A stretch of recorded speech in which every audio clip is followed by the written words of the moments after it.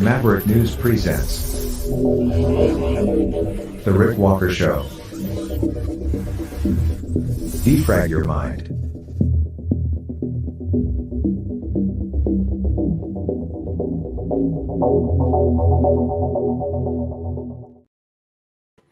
Good evening, Maverick family. Welcome back. Hello, new viewers. Great to have everybody here tonight. We have an exclusive report direct from Crimea coming up with Kevin Michelizzi, who will bring us up to date on this escalating conflict between Russia and Ukraine. A lot has been going on over there, and you haven't been hearing much about it in the mainstream media at all, simply being ignored or buried on back pages of newspapers and downplayed online simply because there is waning interest and waning support for what is happening in Ukraine here domestically in North America, in Canada, and the United States. But Kevin will bring us the latest because we are seeing pretty extreme exchanges between both Russia and Ukraine, back and forth. A lot of damage, missiles shot, drones used, and conflicting reports. Kevin will bring us, I think, what is probably the closest thing you're going to find to truth very shortly. But we have other news to cover tonight as well. The third document dump in the Epstein scandal has just happened. So we have all of the information on that for you tonight as well. We'll bring you up to date there. And Donald Trump is in Iowa campaigning, talking to, the MAGA faithful there ahead of all the action that's going to be unfolding in Iowa. So stay with me because when we come back, we'll take you to Iowa, and then we'll dig in to the other top news of the day. Hello, world. Are you awake?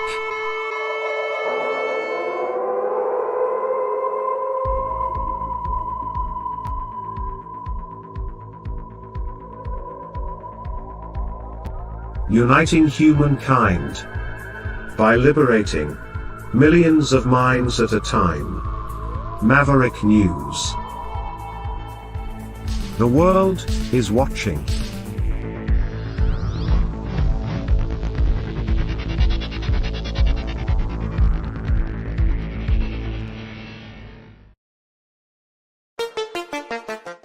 The New World Order. Government overreach. The Great Reset. Mainstream media lies. Now more than ever, independent voices are needed. Donate now at freedomreporters.com. That's freedomreporters.com. Maverick News. The antivirus program for your mind.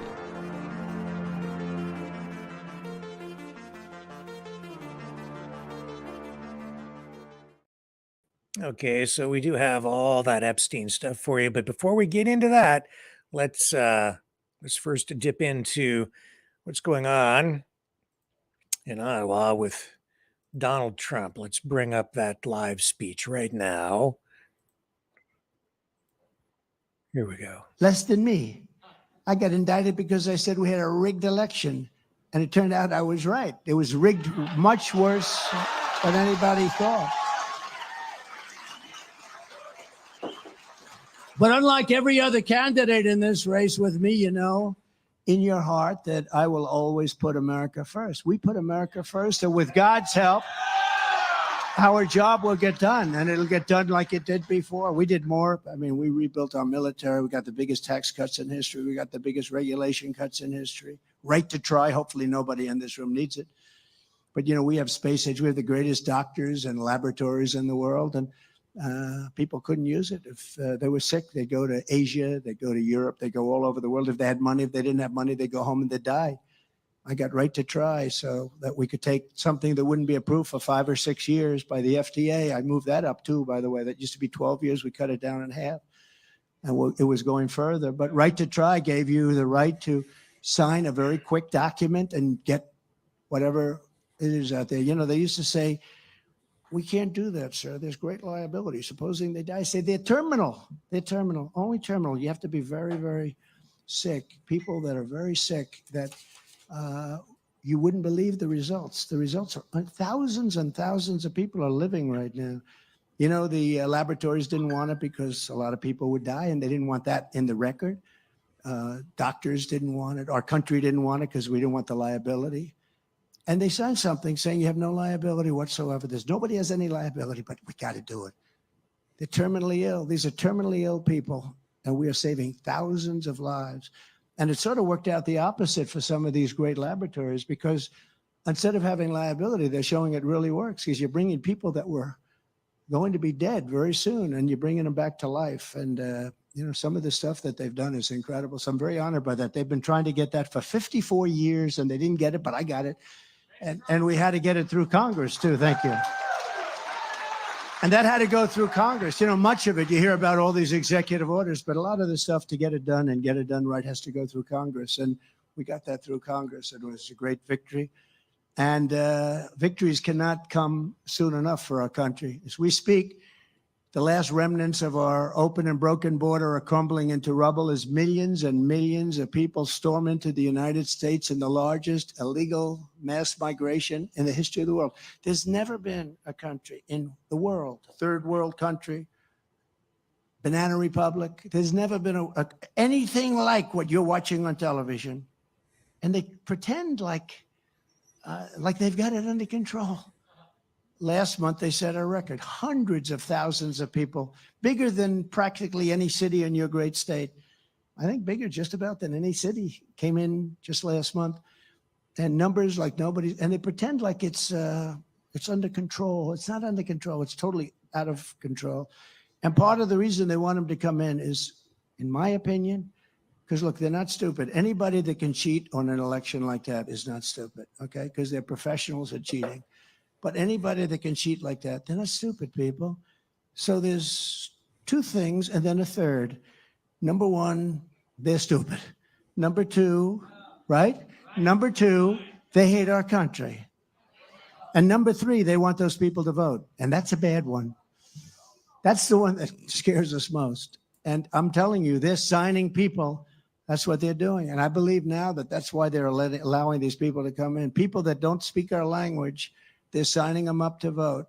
And I believe that's why you're having millions of people pour into our country.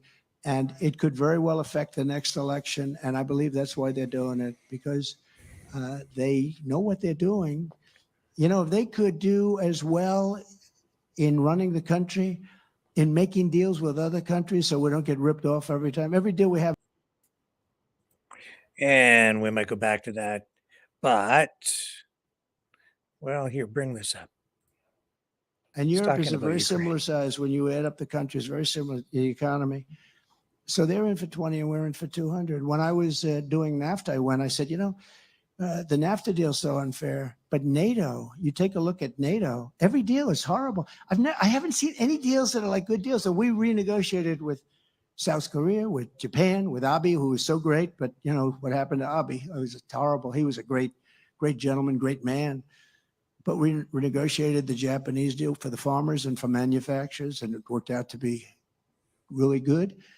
We started off with a horrible base because it was so one-sided. You know, they sell millions of cars, and I said, Shinzo, let me ask you a question. How many cars are we selling in the middle of Tokyo? How many Chevrolets are we selling in the middle of Tokyo? I don't believe any. That's right. We have none. You know, it's a very one-sided deal, and we changed it around a lot, especially for the farmers, frankly, especially for the farmers. But we changed all of these things around, and we were rocking and rolling. If you look back 10 years, if you look back 5 years, you'd see that there was a statistic that was scary. China was going to overtake us in 2018 or 2019. And we were hitting it so good. And we picked up so much. We left them in the dust. They never even came close. And I always say, if we have a smart president, that will never happen. But now we're giving it all back to China, what we're doing. And, he wants to end the tariffs. These tariffs are bringing in billions of dollars that I put on China. No president's ever gotten 10 cents, not 10 cents. And he wants to give it back. So far, he hasn't been able to because it's so much money that he hasn't been able to pull it off. But he would like to give it back, the tariffs. And if they do that, if they do give that back, China will literally take over this country economically. There you go. So there's Trump in Iowa. And we'll keep tabs on that through the night if there's anything earth-shattering. But we have a lot of other stuff, a lot of other ground to cover tonight, so we should move on. He was talking about Ukraine, and we're going to get to that. But first, let me just kind of address this whole Jeffrey Epstein document dump today. It's really our top story this evening. Which involves the latest developments in the legal saga connected to Jeffrey Epstein. Documents from a lawsuit led to the convicted pedophile who passed away in jail, before facing federal sex trafficking charges. All of this coming out today in this, not everything, but this third document release. This newly released batch totals over 1,300 pages and follows earlier releases from Wednesday and Thursday, with more expected to come. We will get these posted on our website as quickly as we can. The first two batches of documents are available on our news site at mavericknews.ca. Now, these documents are part of a 2015 civil defamation suit brought by Virginia Giuffre, who alleges she was sexually abused by Epstein as a minor with Ghislaine Maxwell, Epstein's former girlfriend, allegedly aiding in that abuse. She, I think, has a legal appeal, which she has filed. It's not clear where that's going to go, directed at her conviction. She says she was being used as a scapegoat. This week's unsealing comes in response to a December 18th court ruling prompted by media efforts to make the documents public. The total collection is anticipated to collect or involve really almost 200 names involving Epstein's accusers, well-known business figures, politicians, and potentially more. Now, the previous documents released, honestly, I don't think there was a whole lot of additional information in there that we hadn't already heard before. Really just some confirmations highlighted in the previous documents were prominent names like Bill Clinton, Alan Dershowitz, among others. But I don't think that there was really much in the way of new information or new names disclosed. And keep in mind as well that this is not the client list. What we are getting here is documentation, transcripts of questioning, all of it related to this lawsuit involving Virginia Giuffre. But in other revelations today, a former Epstein employee, as part of all of these documents, disclosed a list of influential individuals associated with Epstein during a 2009 deposition. Juan Alessi recounted encounters with former President Donald Trump, Clinton, Prince Andrew, and even former beauty queens and a Nobel Prize winner in chemistry. But again, I'm telling you, these names, I think all of them at one point or another have been identified in the past. There are also mentions again of David Copperfield. I think that raised some eyebrows, but I don't know.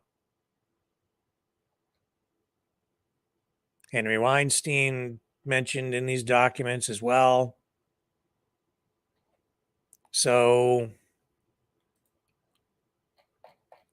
pretty big stuff, kind of. I just don't know how much real new or useful information we're getting. We are seeing, though, that Hillary Clinton apparently was named as a witness in the court documents. I don't know if that shocks anybody or not. Eric Prince, it says on this post on social media that I'm finding, went on to the record in 2016 and claimed that the New York Police Department found evidence on Anthony Weiner's laptop that she went to Epstein's pedophile island at least 6 times.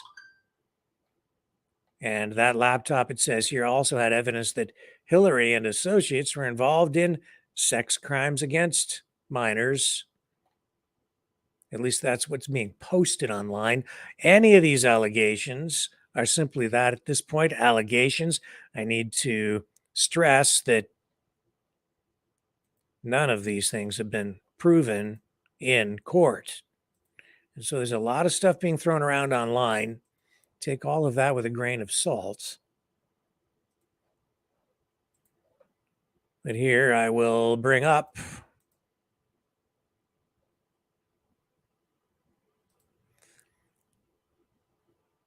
some of what we're finding here online through these documents. So I don't know if any of that information about Clinton is true at this point. And I have to confess that when these things come down and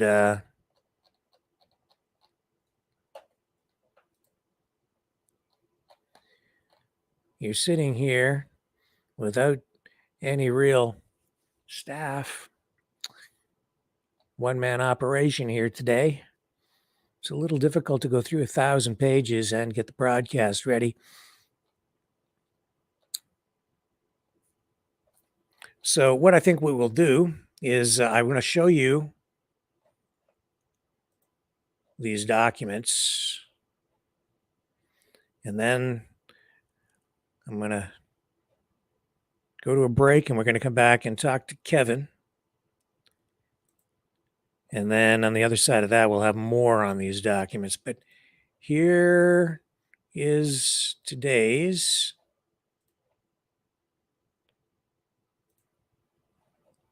group of exhibits.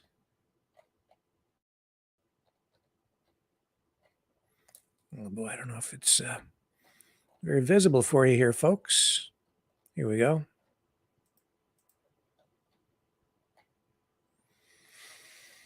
Ghislaine Maxwell, you can see, as you can see here,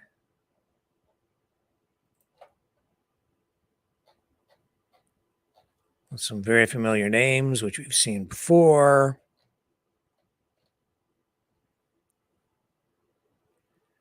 As the court is aware, it says here, this defamation case involves Ms. Giuffre's assertions that she and other females were recruited by defendant to be sexually abused by Jeffrey Epstein under the guise of being massage therapists.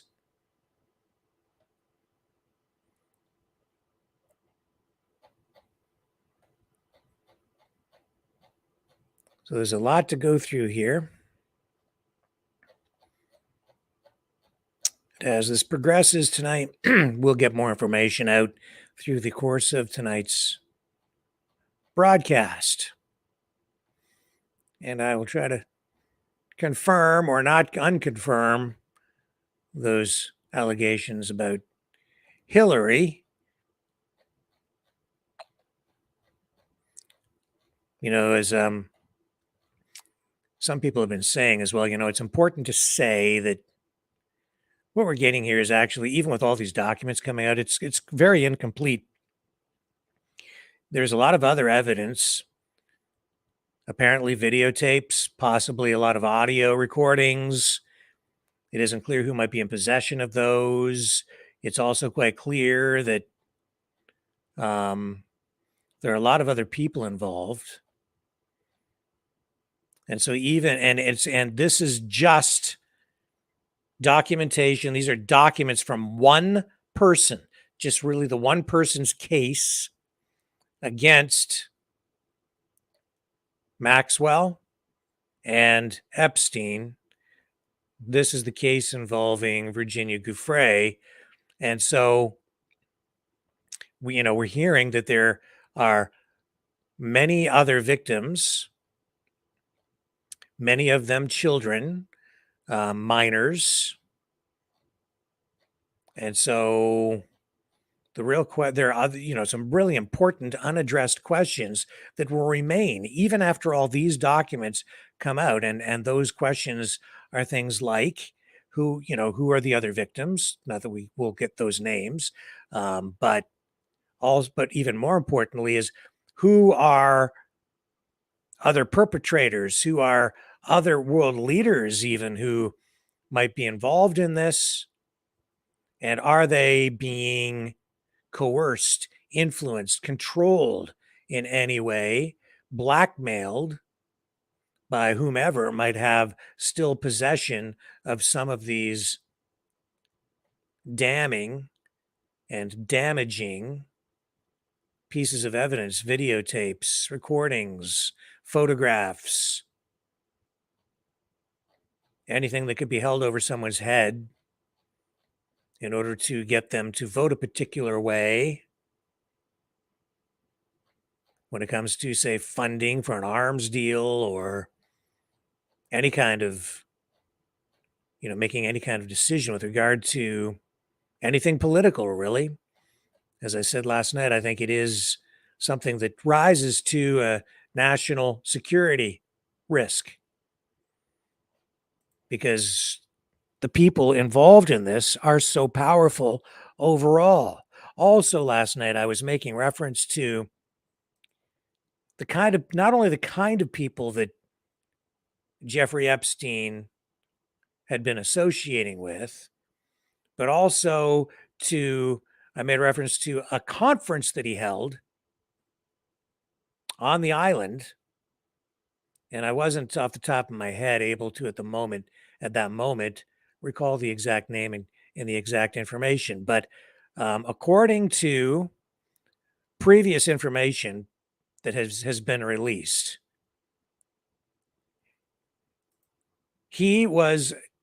Epstein was actually part of a group that conceived of the Clinton Global Initiative or the Clinton Foundation and donated money to the Clinton Foundation when it was created. He also co-organized a science event. And this is what I was referring to last night and couldn't remember the details, but I did find the information on it to confirm what it was. And it was a science event that he organized with illusionist and skeptic Al Seckel. It was called the Mind Shift Conference.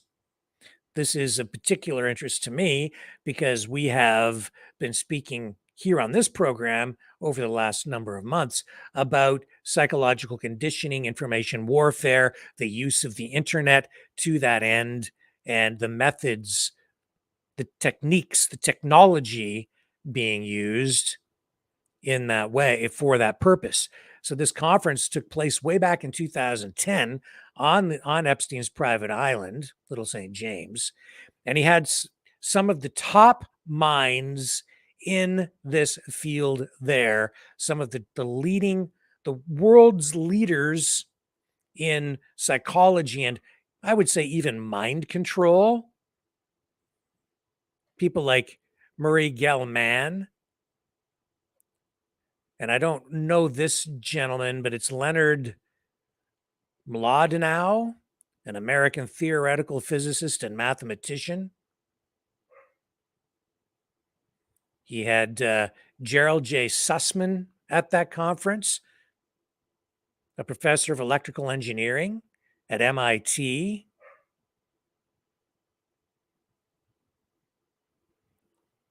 His research centers on problem-solving strategies and others. A Canadian-born scientist that I had mentioned yesterday who is an expert in the use of language. I don't know if neurolinguistics would be the right way to describe it, but in that vein of research. In other words, how language is used to, I guess, control or influence people. Keeping in mind that Jeffrey Epstein had a long-standing history of relationships with some of the world's most powerful and richest people, arms dealers, financiers, politicians, royalty, and military companies, defense contractors, arms dealers, Israeli defense, connections to Saudi business people and a Saudi arms dealer. He was all over the map on this, talking to people, associating with people, doing business with people from all kinds of different countries, and a lot of it in the defense realm, which really got my attention because in this current digital era, we are in an information war. And I thought this interest in psychology and bringing these kinds of people to his island suggests to me that, like a lot of other world leaders, they wanted to have sway or influence maybe over some of the leading thinkers in this area. Epstein also had a very keen interest in eugenics and transhumanism, also directly related to a lot of what's going on right now. And in fact, he had talked to people over time, many times, about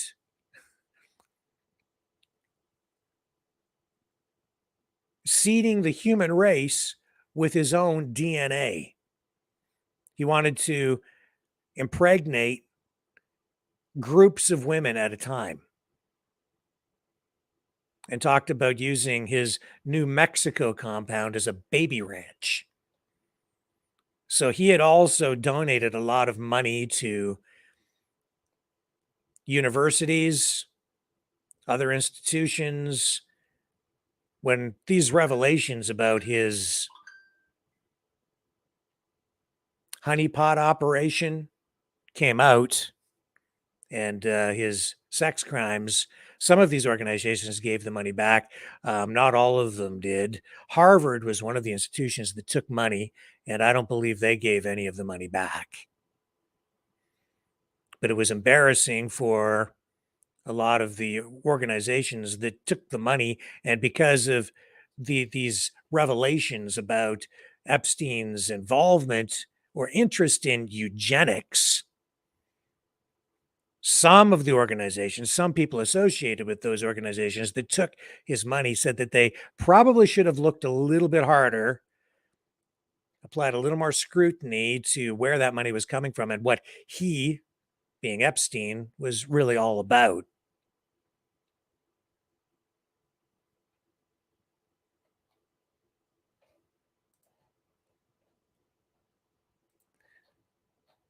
So that's kind of where we're at with it at the moment. We'll have more on this later in the broadcast. Let me just remove that. What we're going to do now, though, is I have to get to Kevin Michelizzi, who's over in Crimea, where we have been seeing an escalation in the conflict between Ukraine and Russia. And Kevin is right there on the ground doing great work, great journalism.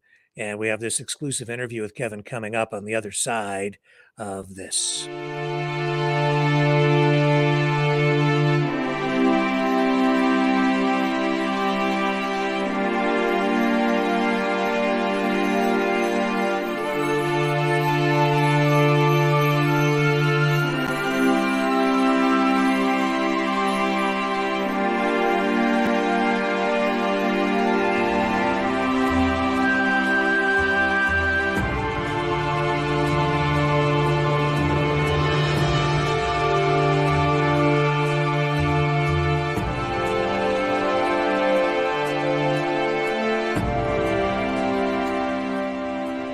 Maverick News.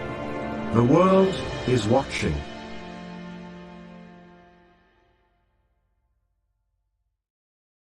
Okay, so just before we get to Kevin, let me just bring up this just to show you what we're dealing with here.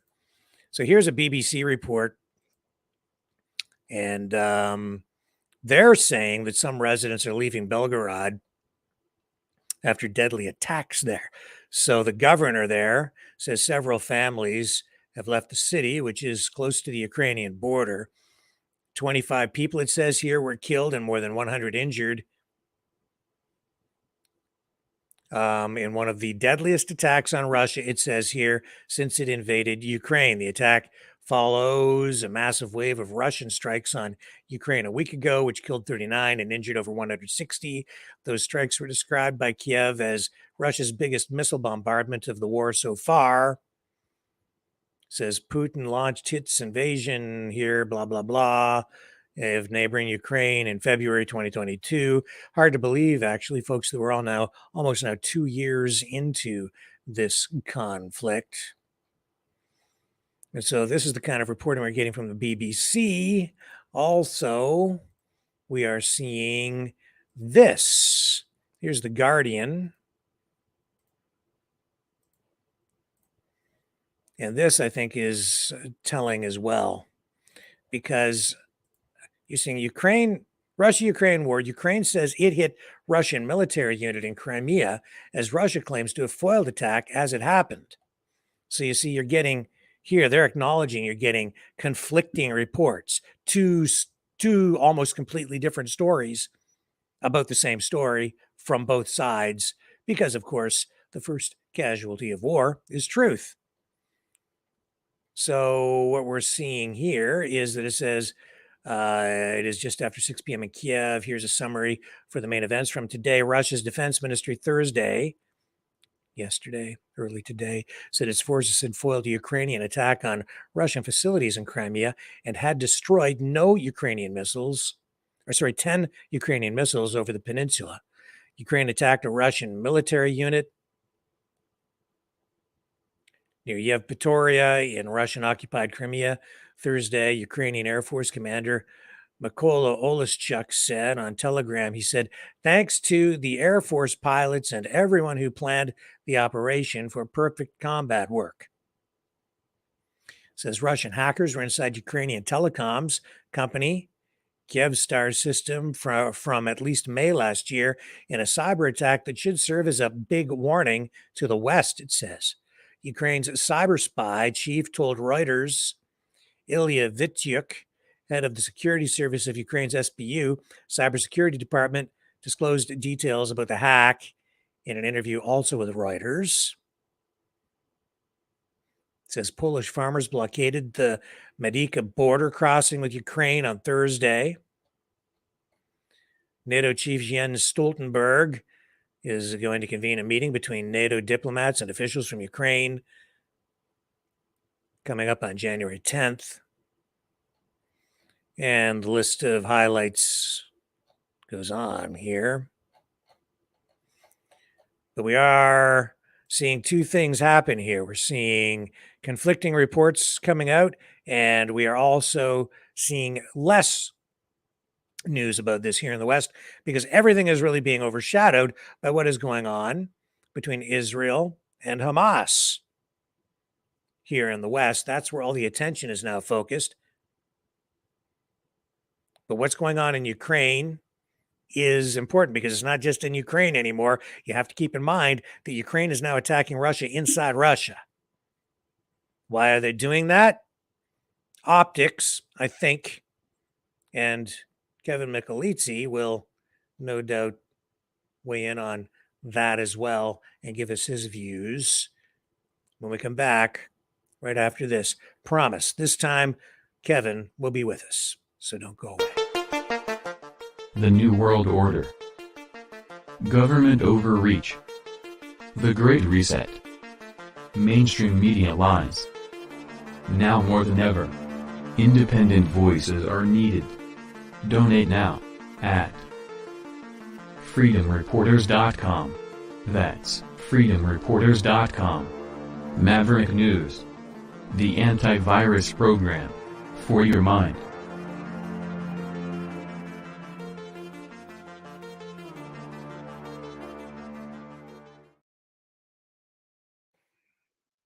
And welcome back, Kevin. Thank you so much for taking the time to join us today. Well, Rick, thanks for having me on again. I know that for viewers in the West, I'm probably almost the only source of real information about what's going on in Crimea. Which is exactly why we need you more than ever right now. We are only seeing, sporadic reports. There is news out there, but you have to dig for it. It's not at the top of the headlines anymore. It's not like above the fold in the newspapers. It is it's buried now on page 2, 3, 4, and even further back and online. You have to like really search for it. It's not featured prominently. So I'm very grateful for the time you're spending with us today because I know that things have been escalating. There's been a lot of back and forth, and I can't really figure out where things are at. Can you just give us a broad overview and then we can dig into some of the specifics? What's been happening in the last few days? Well, since last time we talked, which was, only about 2 weeks ago, I think, we had pretty much nothing going on in Crimea, but Ukraine started striking Belgorod up in northern Russia, up by Moscow, and they bombed the city center of Belgorod and killed some civilians. So, in his New Year's speech, Putin said that he was going to increase strikes on Ukraine. And that's actually what I've been seeing going on here. And as I mentioned last time, we were expecting Ukraine was going to, save up a bunch of missiles and drones and make a strike on Crimea. And sure enough, yesterday, a fairly large attack occurred, and they also hit Belgorod again. So, but Russia has been striking back pretty much on a daily basis. They've been taking out a lot of the Ukrainian armed forces and most of their weapons manufacturing, storage facilities, and but they've taken a different approach to things. It used to be just like with Ukraine that only strikes at night because it's easier to get drones in undercover, harder to see with the anti-aircraft. Russia has been doing all of their strikes in the middle of the day, and they're doing it for two reasons. The first one is that they want to show the West and the rest of the world that Ukraine cannot defend against Russian missile attacks. So they strike in the middle of the day, the missiles hit their targets, air defense in Ukraine doesn't get them. And the second reason is because they're striking at weapons factories, UAV factories, variety of other, ATGMs, mortars. They're wanting to basically kill the brain. So they're getting the engineers who design the UAVs, the ATGMs, they're getting the people who build them. And, if you kill the brain, you kill the entire manufacturing. Yeah, and these attacks have been among the most aggressive we've seen in quite some time. Do you have any idea what kind of numbers we're talking about here in terms of missiles used or drones? I really don't. The reports I'm seeing is they are doing massive attacks on Ukraine. Let me pull it here. I've got something here. Last week, they had on one day 40 missiles arrived in Kiev in one attack, and less than half of them were shot down by anti-aircraft. And like I say, those attacks were all on assembly factories, military warehouses, and airfields. So they've taken out, a lot of their remaining aircraft and things like that. But 40 missiles in one day compared to, in multiple days compared to Ukraine. We had 10 missiles yesterday in Crimea, 10 in Belgorod. Yeah. And has the Russian air defense system been working well? I'm getting the impression that they're shooting down just about everything Ukraine is sending over. They are. And, they're making a big deal about the massive attack on, January 4th and 5th. But reality is during the past week, the Russian aircraft and air defense systems have shot down and destroyed one Su-27 aircraft of the Ukrainian armed forces over Crimea, a Mi-8 helicopter over Crimea. The numbers I've got from the Ministry of Defense says 8 Storm Shadow cruise missiles, but as of yesterday, they shot down another 10.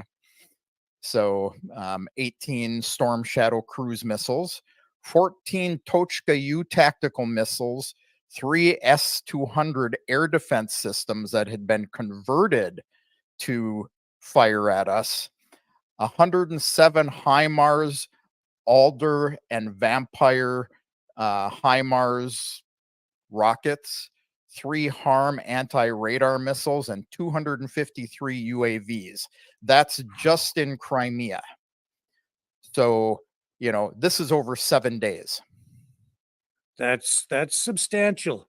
That's Yeah. that's among the that's the most we've seen in a while. Yeah. Yeah. And like I say, the response from Russia is, much, much greater than what Ukraine is throwing at us, particularly after they hit civilians in Belgorod.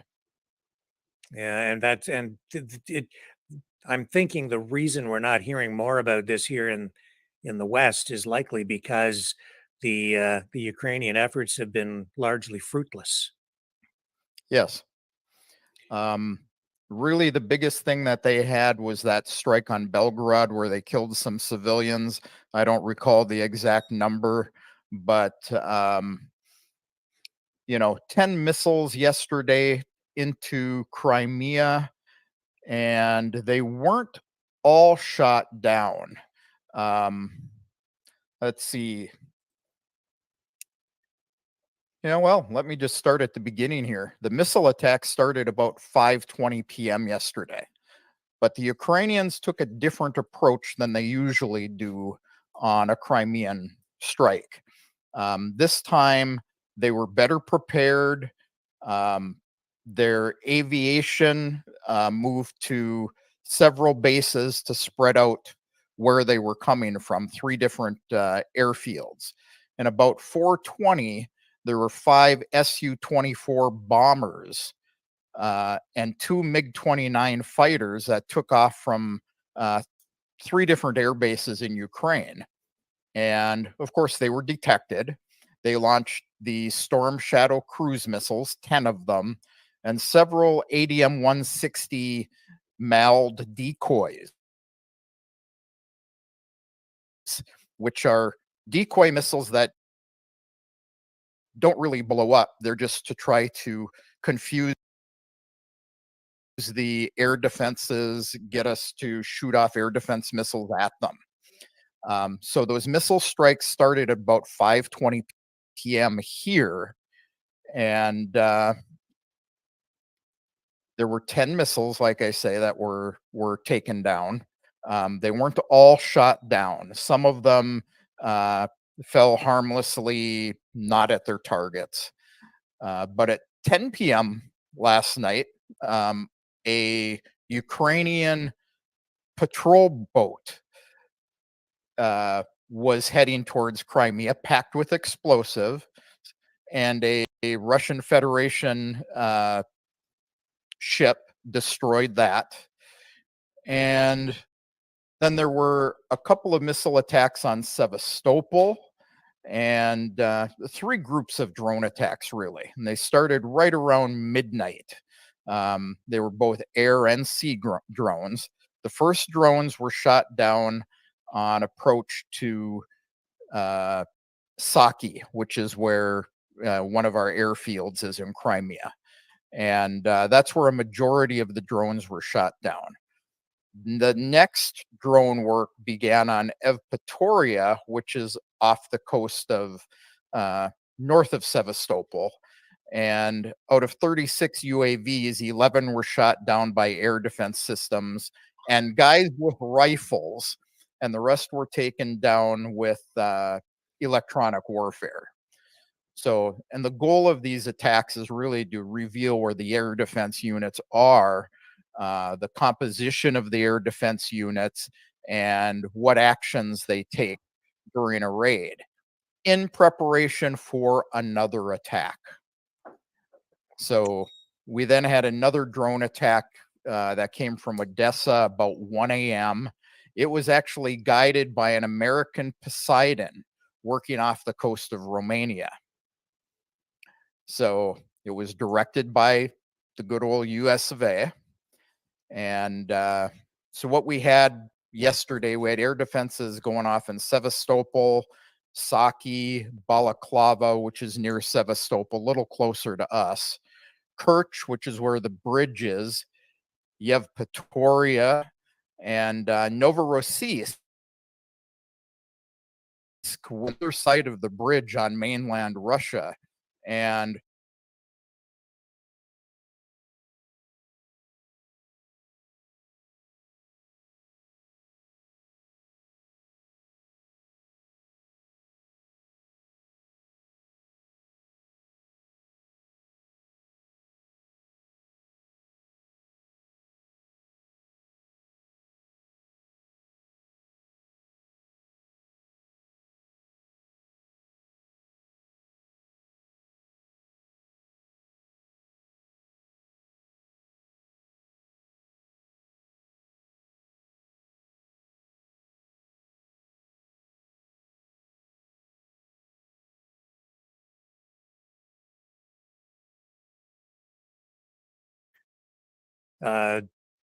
Your thoughts were that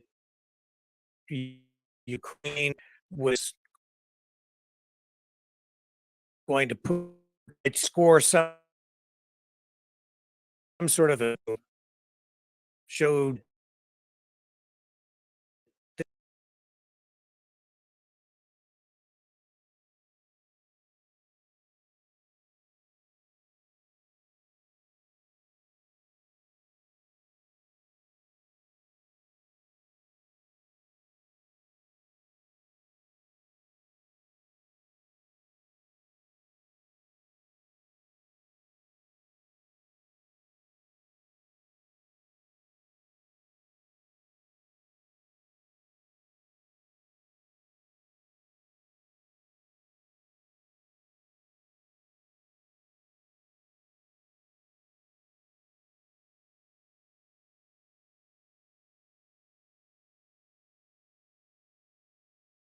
justification for additional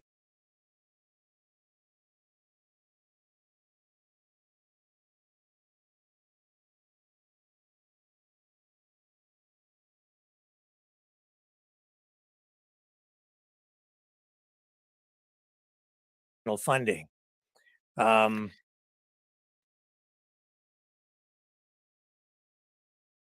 it's not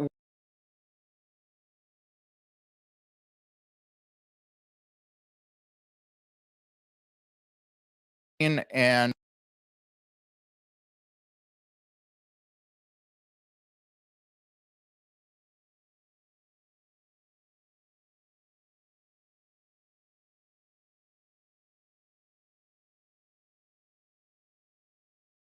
really, you know, my thoughts are is they're really looking for a PR win here. And that's all. It won't be any tactical advantage to them to hit the bridge or anywhere else in Crimea.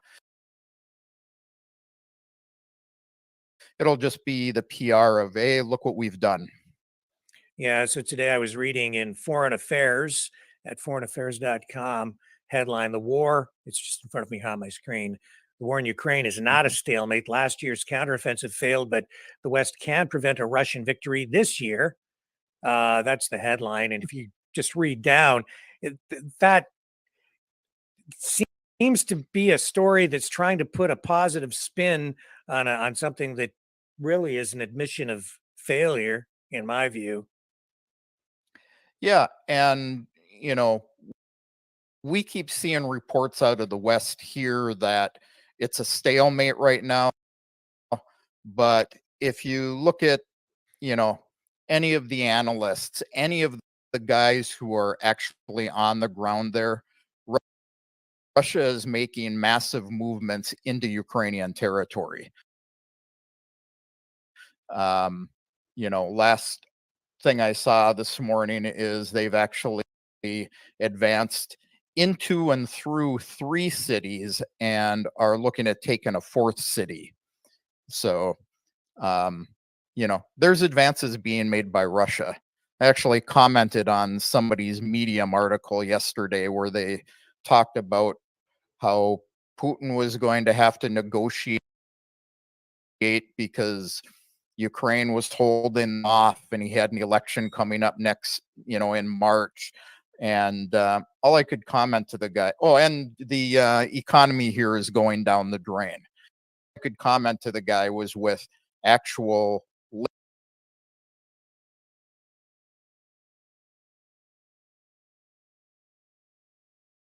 links to data that the economy here has actually grown, whereas the US economy has actually shrunk in the last year. And Putin, realistically, he will be president again. People will vote for him. He's got like an 86% approval rating. So, it's just all propaganda in the West trying to set up for getting a negotiation out of Putin so they can say, see, we pushed Putin so hard that he had to negotiate. And Putin made it very clear in a statement he made at a military hospital on the 1st of the year that he was increasing strikes on Ukraine and he was not going to stop until he has denazified Ukraine, including the government. And he made another comment of the territories of Western Ukraine. He doesn't want all of Ukraine, but if they want to join back with Poland, Romania, Hungary, he's all for supporting that. So, what do you think the end of this might look like? We don't have, very accurate crystal balls, but what does Putin have to do to bring this thing to a conclusion, or what does Ukraine need to do to bring it to a conclusion? It seems to me Ukraine should be looking to get back to the bargaining table and negotiate something while they still have some leverage. But if that doesn't happen, then what does Putin need to do? Does he need to push all the way through and take the whole country, and then, or what? I don't see a clear path to finishing this thing. Yeah.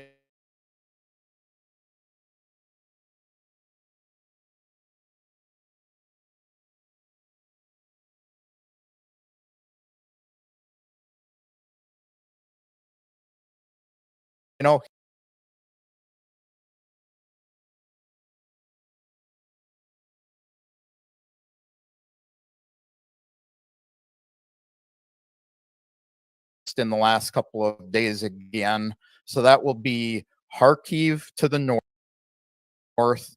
It'll be the entire Donbass all the way up to the Dnieper River, and it will be down across Odessa on the south. And, with his support for Western Ukraine rejoining their historic territories, that'll leave Ukraine as a rump state. Now, the problem Ukraine has is Zelensky signed a law where they can't negotiate with as long as Putin is president. So it's going to take somebody like Zaluzny, the commander in chief of the armed forces, or Klitschko, the mayor of Kiev, overthrowing Zelensky, running him out of town, or the U.S. saying, hop on an airplane and, get over here to Miami to your, your condo or your villa in Italy, or, your villa in Israel or Sweden, all these places he bought with U.S. money. That's what it's going to take, is getting rid of him and getting people who are willing to sit down and say, okay, we will give you these territories if you quit shooting at us, and we will agree not to join NATO. Putin doesn't care if they join the European Union, but NATO is out of the question. Yeah. And of course, we've got some British colonel today spouting off that if Ukraine loses any more territory, NATO is going to have to get involved and go in and fight Russia. That's kind of the wet dream of, the British. They seem to have lost their minds as well. Yeah, well, we hear some rhetoric like that here too, and I see John Kirby stand up at the news conferences every day at the White House and answer some question where he injects the ongoing request for more money and the need to continue to fund this thing. But I don't know if the public here has the stomach or any stamina left for it, especially heading into this election year. There's a lot of chaos over here. Can you give me some sense of what the public mood is like over in Russia? Here, the political scene is very polarized. The United States is almost, in the minds of some people, on the verge of a civil war. Is there anything like that going on in Russia? Or it seems to me things are more stable there. Yeah, things are very stable here. We've heard reports that Putin will be president because he eliminates his opposition. Reality is Navalny was put in jail for breaking the law. Another candidate didn't fill out the forms properly to declare her candidacy, and so the election commission wouldn't take her. But there's actually 7 or 8 other candidates running against Putin, but he has so much support. All the new regions, Crimea, the only thing you see is elect Putin. This is what the people want. They love the man. They love what he does for the country. The economy is stable. Now, they have some propaganda as well. All governments do. They say, we have very little inflation here. But, where we're seeing it is Irina went the other day to buy butter, and she used to get 500 grams for one price, and now she's getting 330 for that same price. So we do have some inflation here. Gas has gone up a little bit. We're still paying, 56 rubles a liter. So what, 5 times 3, 150. So about $1.25 for a gallon of gas. It's gone up. It's gone up about 8 cents in the last 2 years. And people are happy. We just go along with our lives. People don't worry as much about the war. They don't worry so much about the economy. People are working. Unemployment is extremely low here.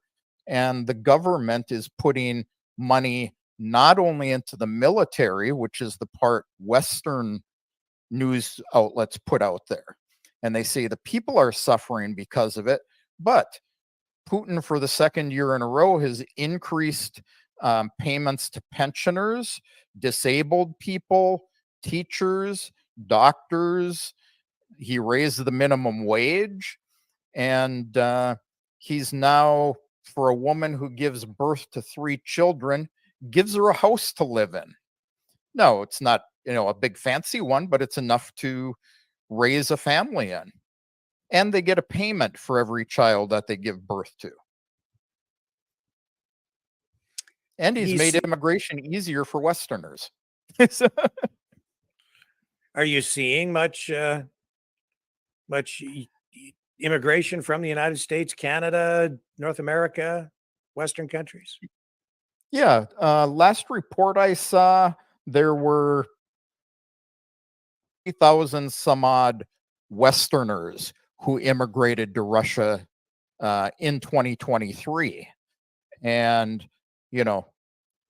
several thousand people who have come here on work permits to work in Russia because they need specialists like IT people, biologists, and sanctions have been great for this country. They're developing everything locally.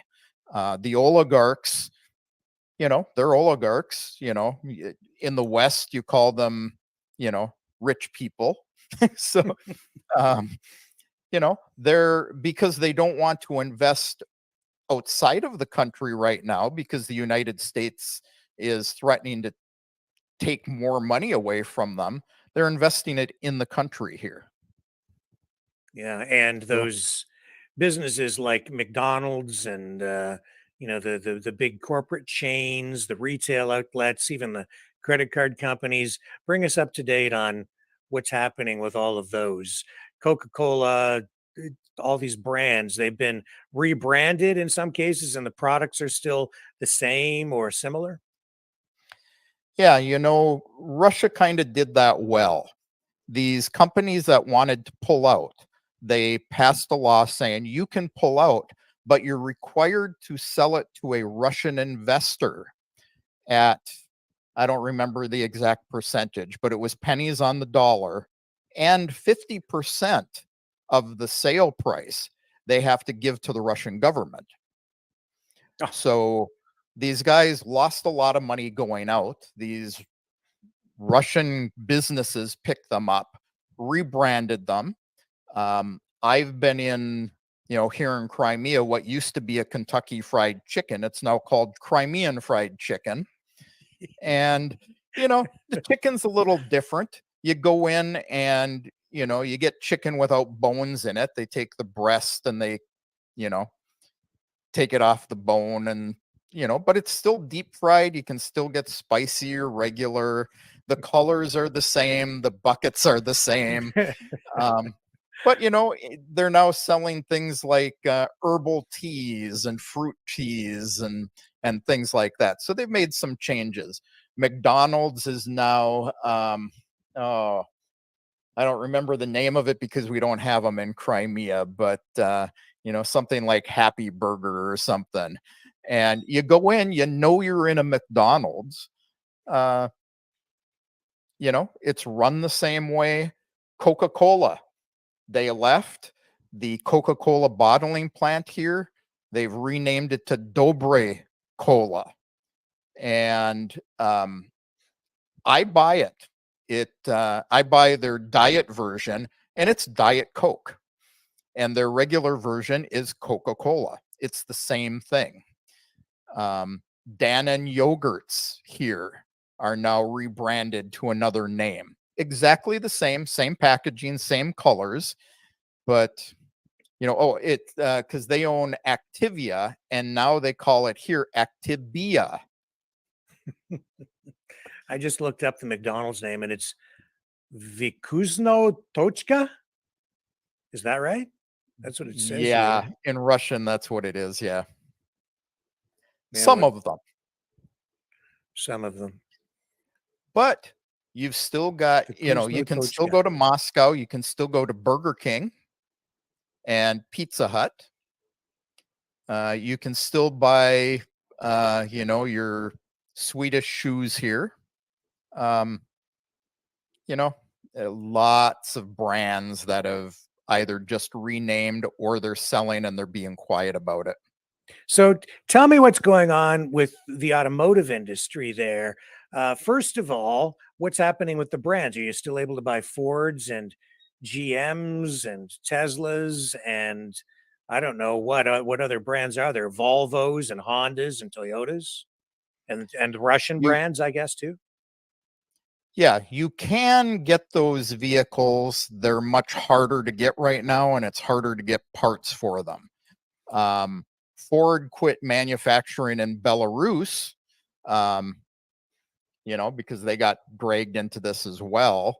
But like Mercedes, they still have a manufacturing plant in Moscow. They still shove Mercedes Benzes off the line. Kia is very, very big here. But is what you've had go in, I haven't seen a new Toyota for a while. Like I say, you can find them. Fords are next to impossible to find. GMs are actually sold under a different brand name, and they're actually manufactured in Ukraine. So they may disappear, or they may be getting manufactured here as well. They're made out of seconds of Chevrolet parts. So Chevrolet sells them the seconds that they don't use on their own vehicles, and they make these vehicles out of them. And but what has taken over the market is Chinese cars. So we have Geely and Chery, and these used to be very cheap cars here. I could buy one for a million rubles, fully loaded, which is about $10,000. Now they're running 3-4 million rubles, 5 million rubles. So you're talking, 20, 30, $40,000. And they're still cheap, cheaply made, I should say. They're not cheap price wise, but they're cheaply made. But people are buying them. Personally, I'd buy the Russian brands first. We have Ladas. They haven't gone up in price. They've been around for forever. They have some nice vehicles. The UAZ Patriot is kind of like the Russian version of the Jeep. And I can buy one of those for $15,000. Fully loaded, stick only. You can't get it with an automatic. They started making automatics, but they've been having trouble getting the parts for the automatic transmissions. So they're designing their own now. So is the manufacturing for the parts and the auto industry in general there, the assembly and everything, is most of it from Russia, or do they rely on a lot of parts from China and other countries? Well, they do rely on parts for many things from other countries, but Russia has taken the attitude that on things like cars that they manufacture, airplanes, that they're creating their own parts that they didn't used to supply before. The SU airliners, we have the SU fighter jets, but the Sukhoi company also makes jetliners, and they used to use European engines in them, Rolls-Royce engines. And when they couldn't get parts for them and they couldn't manufacture those, they stopped the airliner. They never released it. And it took them about a year, and now they've started developing it, and they've just released it with all Russian parts.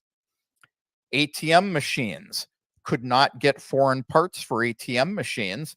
So now Sberbank has released the first all Russian ATM machine, everything designed and developed in Russia.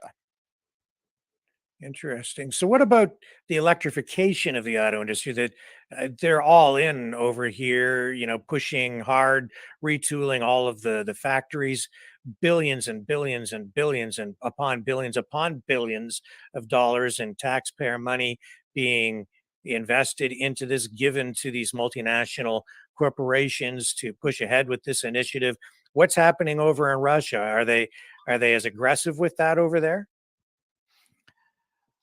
I'd say they're aggressive with it, but it's not like you hear about it every day.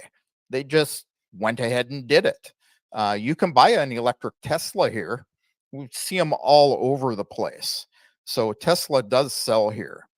The one that hit me just a couple of days ago is the Buhanka, which is the old green, looks like a loaf of bread van.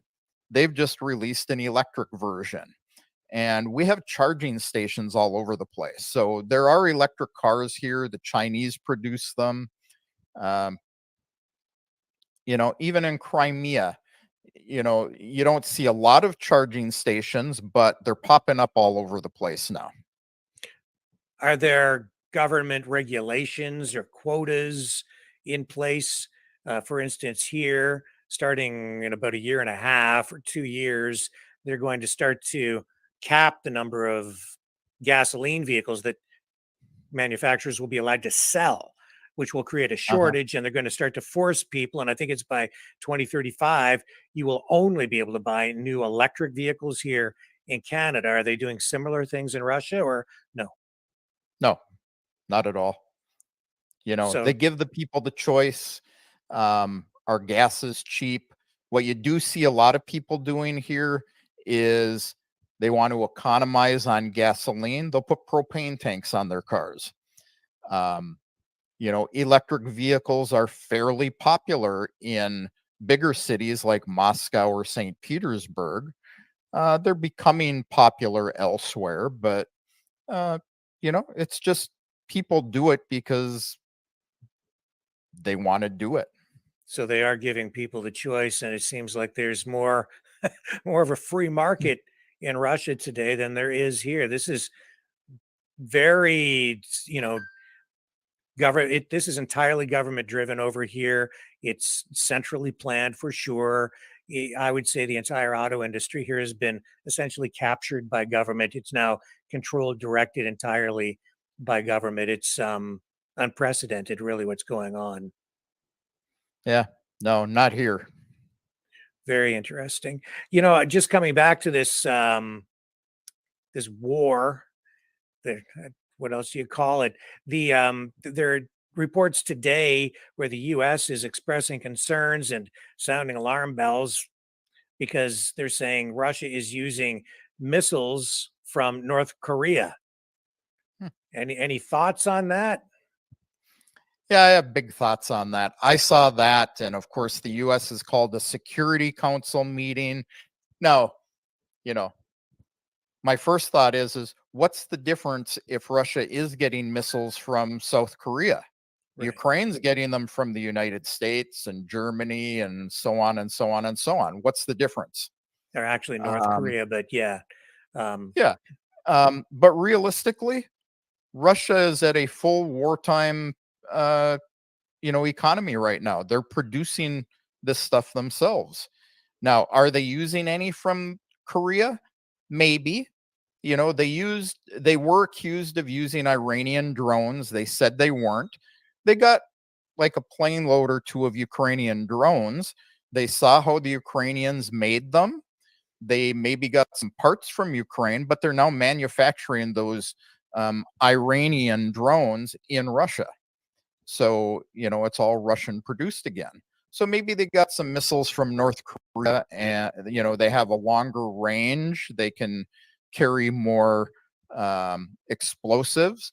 But as what they'll do is they will take those systems apart, see how they're made, and they will start producing them here. Um, it's funny here in the US complaining about things because before this attack last night, we had a U.S. Air Force RQ-4B Global Hawk patrolling off the coast of Crimea for 20 hours. That's a drone that actually looks for targets, listens to radio communications, and gives targeting information to the Ukrainians. During the attack, an American RC 135W rivet joint was used during the attack. And what a 135 rivet joint is, it's a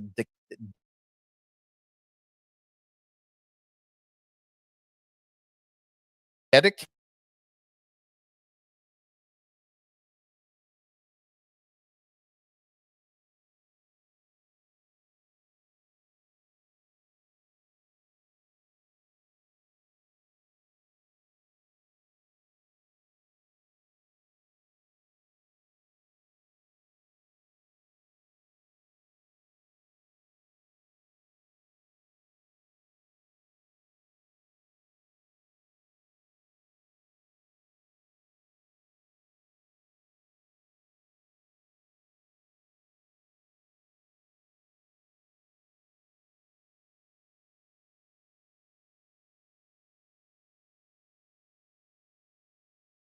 is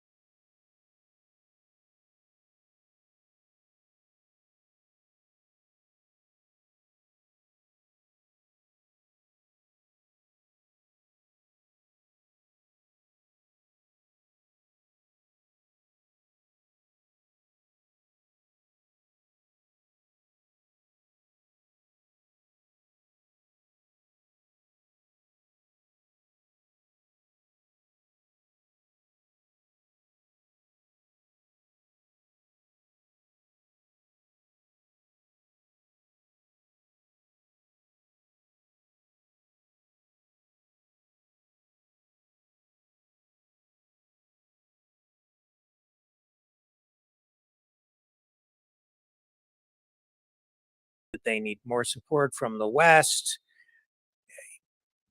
That again, it doesn't sound good, and it sounds like there is sort of an ongoing race here to rearm, re-equip, reman what's going on. But I think I'll get your thoughts on this. Where is Ukraine at with this? Where is Russia at with this? Again, it looks like Russia absolutely has to have the upper hand there. Russia has the upper hand. They are not going out and throwing people on the front line. They twice a year, and they've been doing this twice a year for years and years now. They call up 143,000 conscripts twice a year. Young men that are sent in for military training. They, are actually doing a lot of support work, and they're using the more experienced soldiers on the front lines.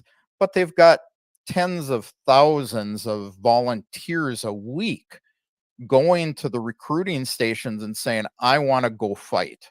I want to fight for my motherland. So, they don't have the same situation.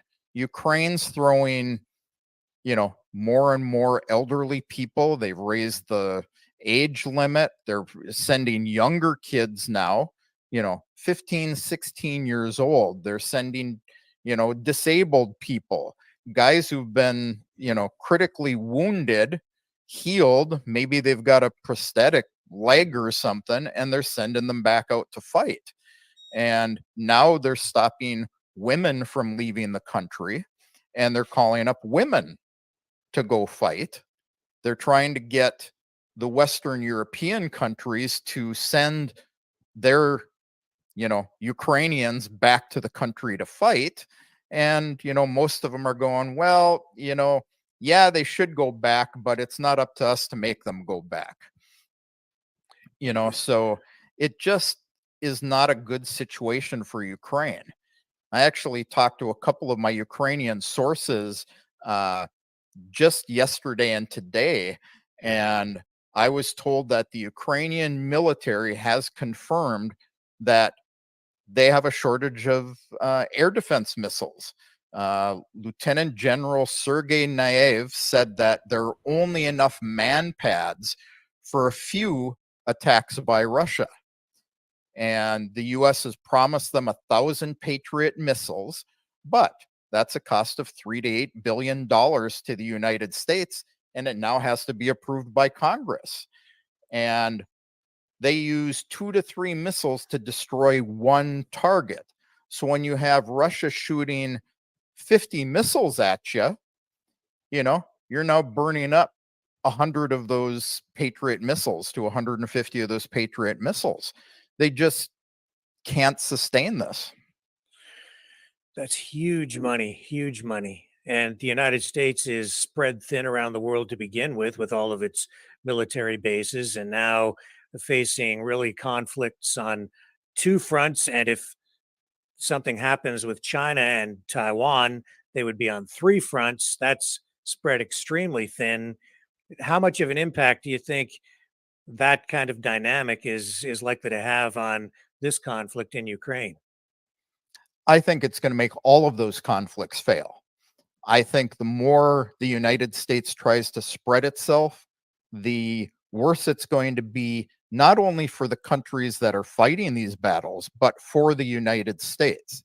I think that's the only reason the United States is so involved in trying to get a PR win for Ukraine now, is because Biden thinks he can win by being a wartime presidential candidate.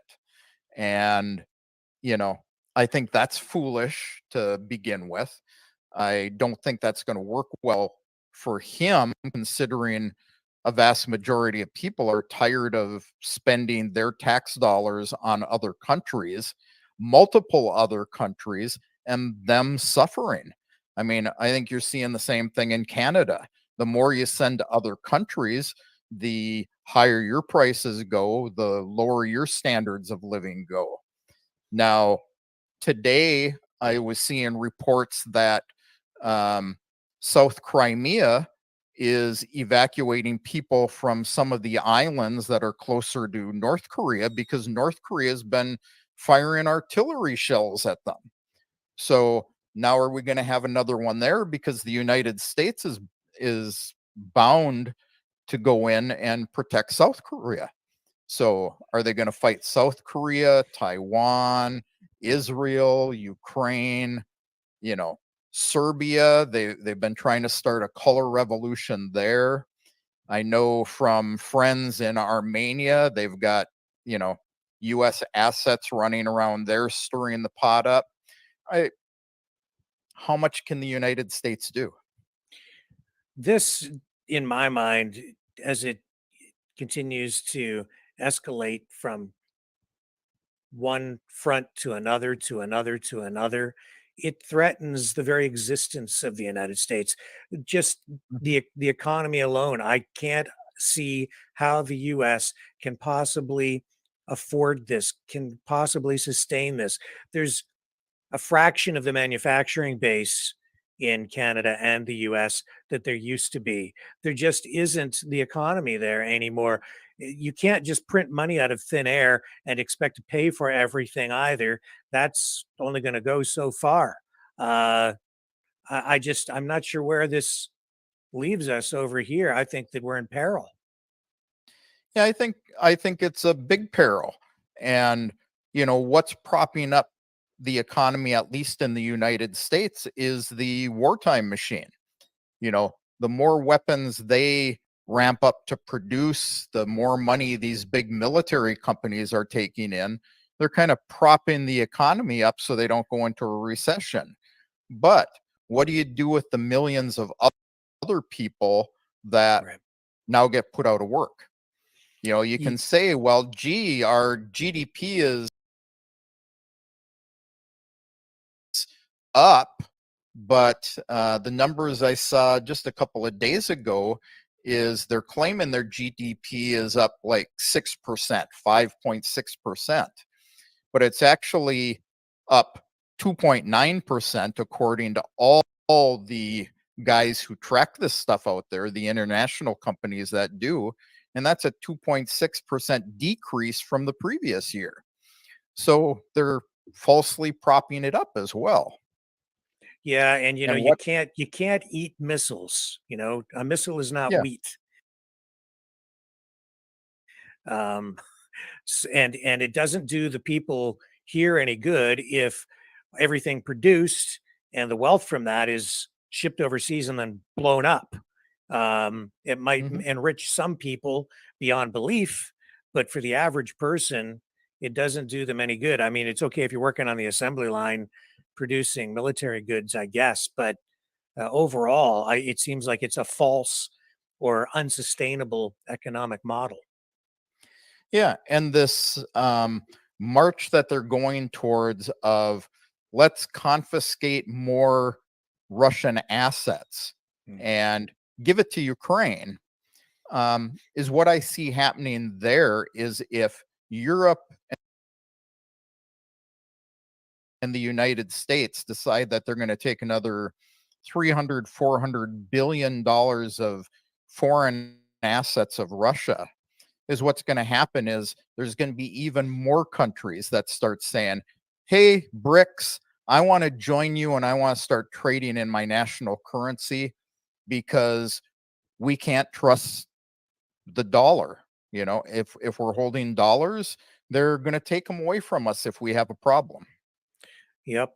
And, the US dollar is really propped up by oil. They're not drilling for oil in North America. The energy industry is really under attack by the government itself. We've become, reliant on imports of oil. But again, over in Russia, they're producing natural gas, they're producing oil, they're producing energy, and that has to be one of the main reasons you're paying less for fuel, that your inflation rate is lower, that you have more economic stability. Thoughts? Yeah. Well, Saudi Arabia isn't trading in the petrodollar anymore. They're trading in national currencies with people now.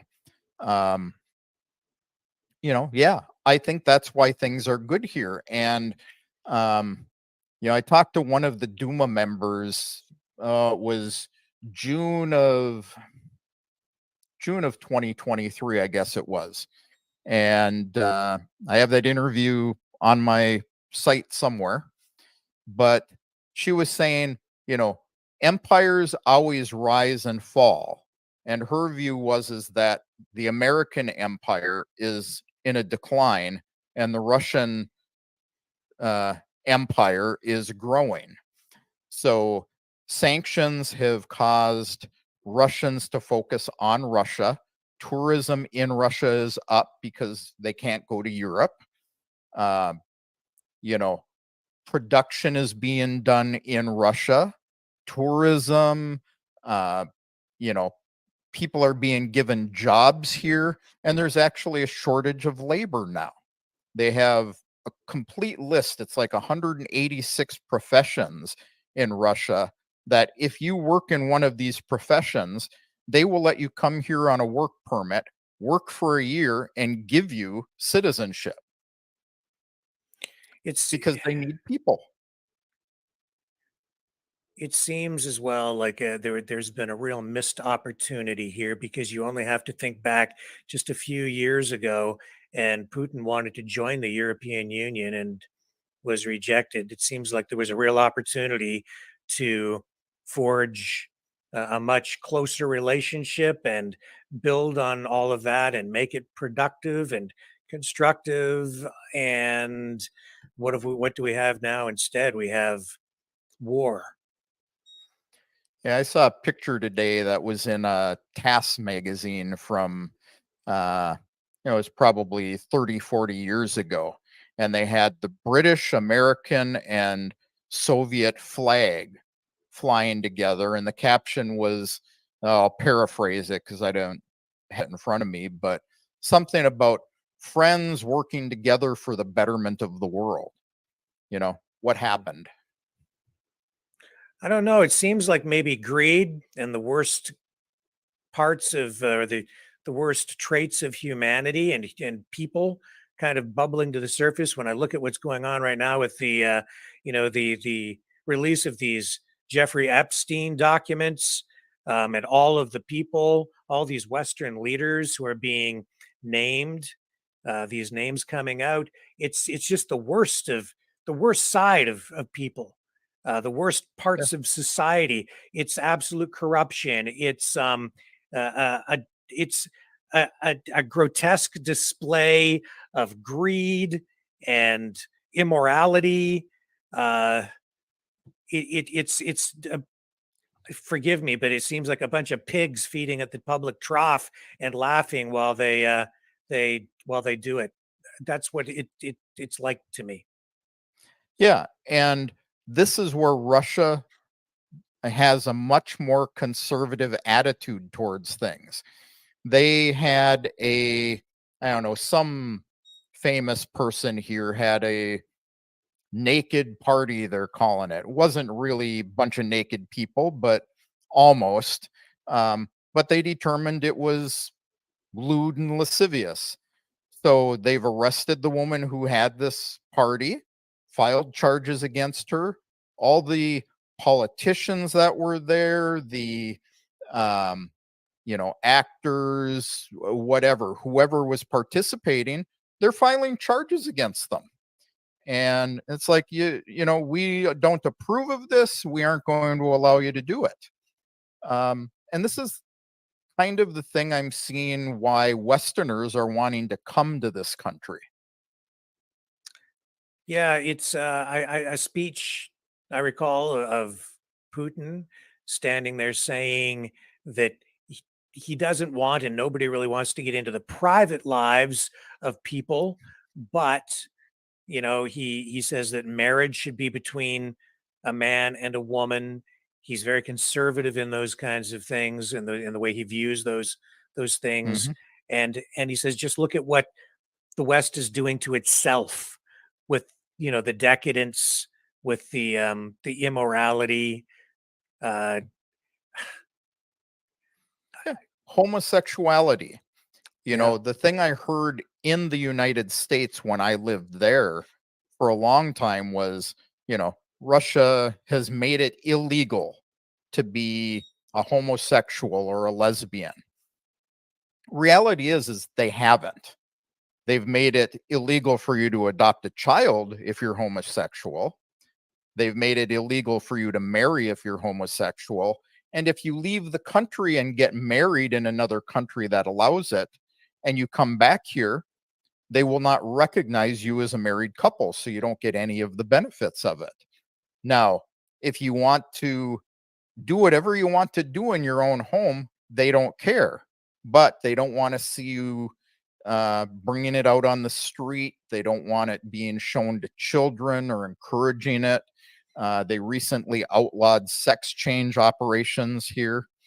So, reality is the city next to us here, Simmies, used to be the homosexual capital of Crimea under Ukraine. Now, they still have a gay bar there, and even straight people go there, and they expect that's what they're going to see in the bar, and they're left alone as long as they don't come outside of the bar kissing and groping and doing things like that. Leave the bar, go home, do whatever you want to do. We don't care. This is kind of Russia's attitude. yeah. So here we have people protesting and fighting in the streets because of drag queen story time being held in libraries and in schools. It seems very disruptive over here, and that seems to also be part of what is, I don't know, it's related almost in my mind to the conflicts that we're seeing around the world. It's economic, it's also cultural. These wars are partly about religion, maybe not quite so much in the conflict in Ukraine, but certainly in the Middle East. And then you have all this immigration happening here. It's changing the demographics here. We are really in a place of instability here in the West for sure. Um, I mean, I'm just throwing that out there. That's not really a question, I guess. That's just me babbling on and making an observation based on what you've Yeah. just said. But do you have any thoughts on that? Well, even if you look at the Middle East, is it really about religion? It's about religion with one country that wants to take land from everybody. But all the Muslims, all these guys practicing Islam, you start looking at guys out of Indonesia and that whole area of Asia down in there.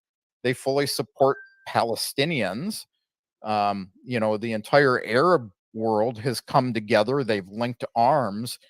But the amazing thing is they're against what Israel is doing, yet they live side by side with Orthodox Russians, Catholic Russians, you even in a country the size of Russia, where you have Buddhists and Muslims and Christians and atheists, they all just live together. You don't have the same issues. So why is it? Is it because all of these countries are against these liberal ideas, or what is it? Why can people here live together and people in the West can't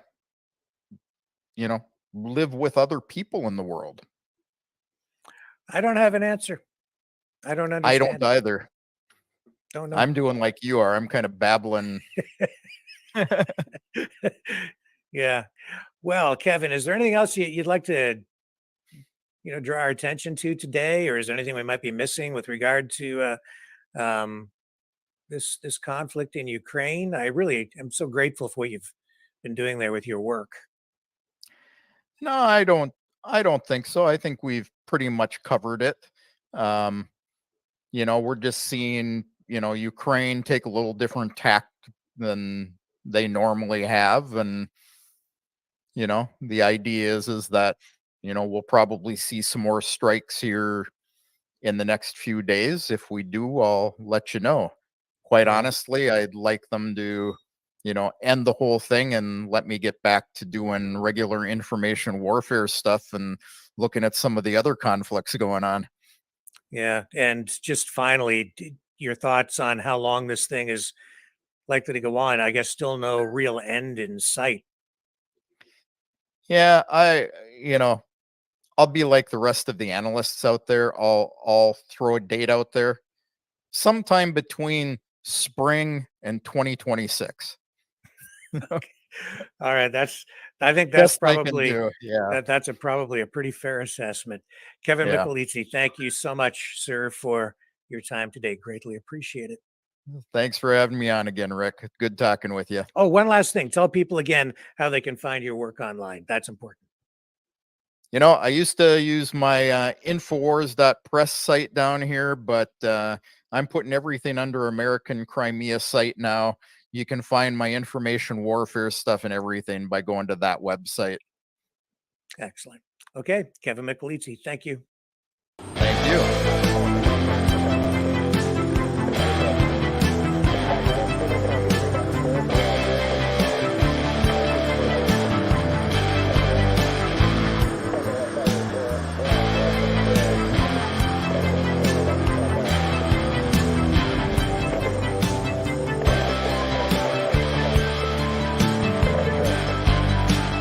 Maverick News. Fighting for freedom. The New World Order. Government overreach. The Great Reset. Mainstream media lies. Now more than ever, independent voices are needed. Donate now at freedomreporters.com. That's freedomreporters.com. Maverick News. The antivirus program for your mind.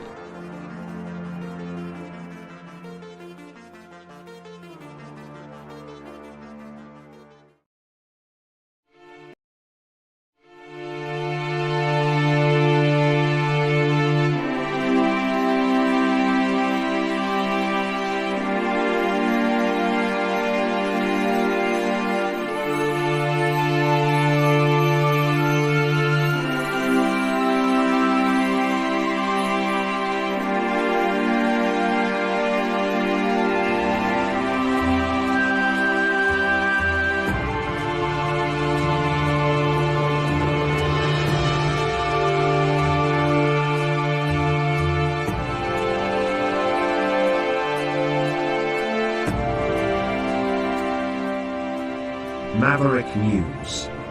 The world is watching.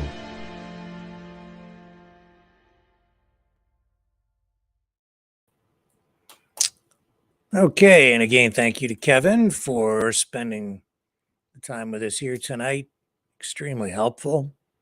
And I must apologize for the intermittent internet, the glitching and the problems. I'm so sorry about that, folks. We just have ongoing problems with our internet connection here. I don't know why. It's very frustrating. We continue to try to find solutions to it. It's just not optimal.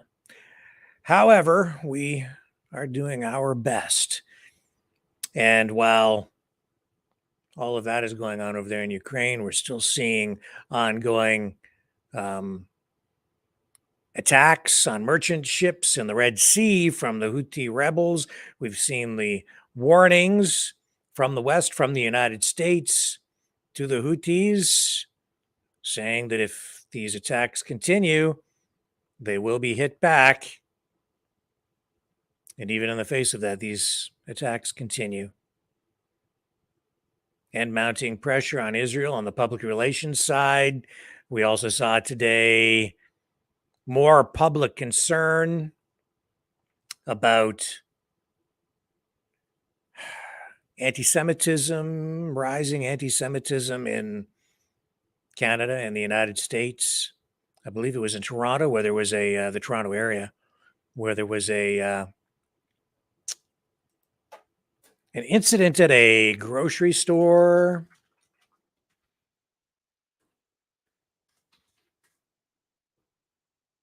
Yeah, Toronto. And let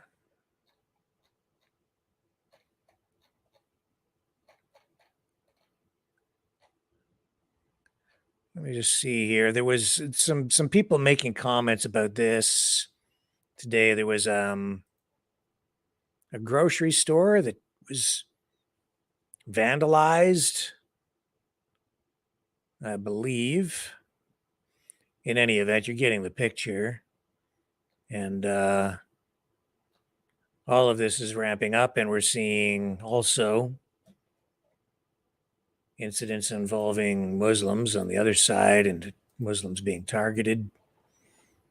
So more volatility, more instability, more anger, more fighting.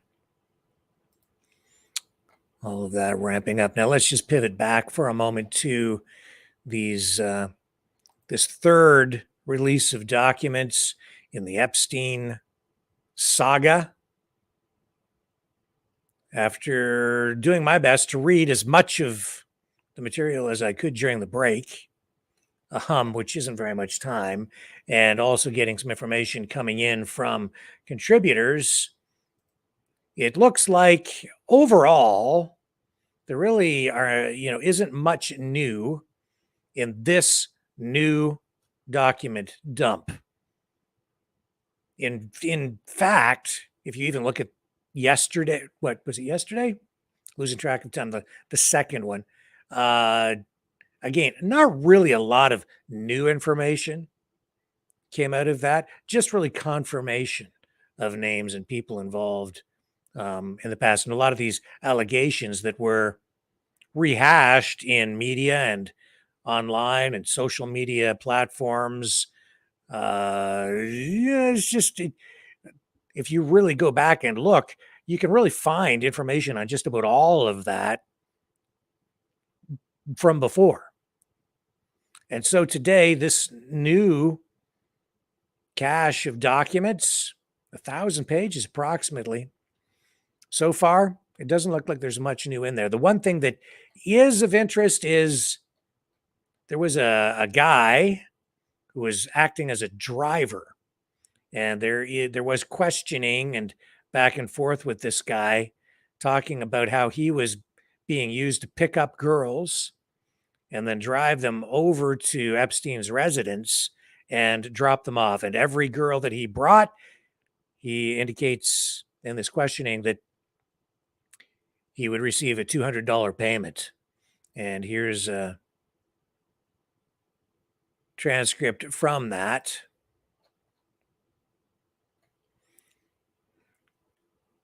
So this man said that he was roped into doing this by Jeffrey Epstein, and he did it for about 6 months. He became aware that Epstein was having three-way sex with his girlfriend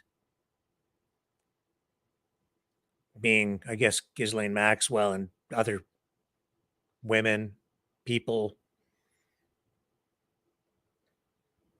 So this claim was included in this third batch of documents, which had been previously sealed.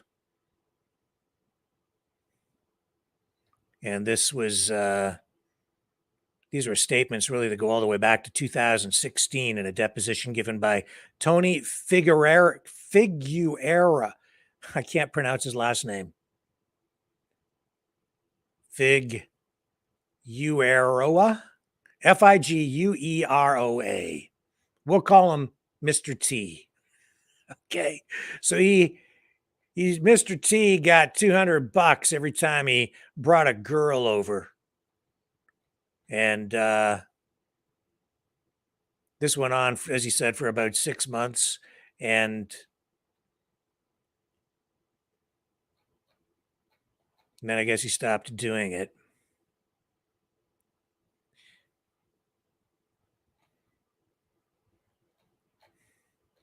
He was also aware that a lot of the women coming in, or some of the women coming in, I shouldn't say a lot, but some of the women coming around were involved, or it looks like they were hanging out with Victoria's Secret models. Now, I don't know that there was anything inappropriate going on with those particular people, but references being made in these documents about it. Other things to come out of this. There was a list of search terms that Giuffre's attorneys used to search Maxwell's devices when they were given access to them. They used phrases like Andrew, Clinton, pedophile, and the names of many of the victims. And then there was one file. There was also in one of these files, there was a list of handwritten phone messages that had been left for Epstein. One made by, again, Victoria's Secret mogul, Les Wexner's wife, Abigail. And it looks like this, as you're seeing on the screen. Did Jeffrey call you directly about getting more girls? Answer, yes. Question, on the phone? Answer, in the affirmative. Question, what did he say? Answer, he was just asking me, excuse me, if I had any other girls that wanted to come to work. Question, okay, is that the term that he used? Answer, yeah. Question, and did he pay? He paid you personally? Answer, yeah. He handed me $200 for every girl that I walked in that door, whether they did stuff with him or not. Question, in cash? Answer, cash. Did you ever get paid by Ms. Maxwell for that? Answer, no. And there you go. So that was another little excerpt from those documents. But other than that, folks, it doesn't look like there is much new coming out of this additional document dump, 1,000 approximately pages long. But there is still more to come in the days ahead. So we'll keep our ear to the ground and our one eye open for sure on that one. So we'll keep you up to date right here. Don't go away. More after this.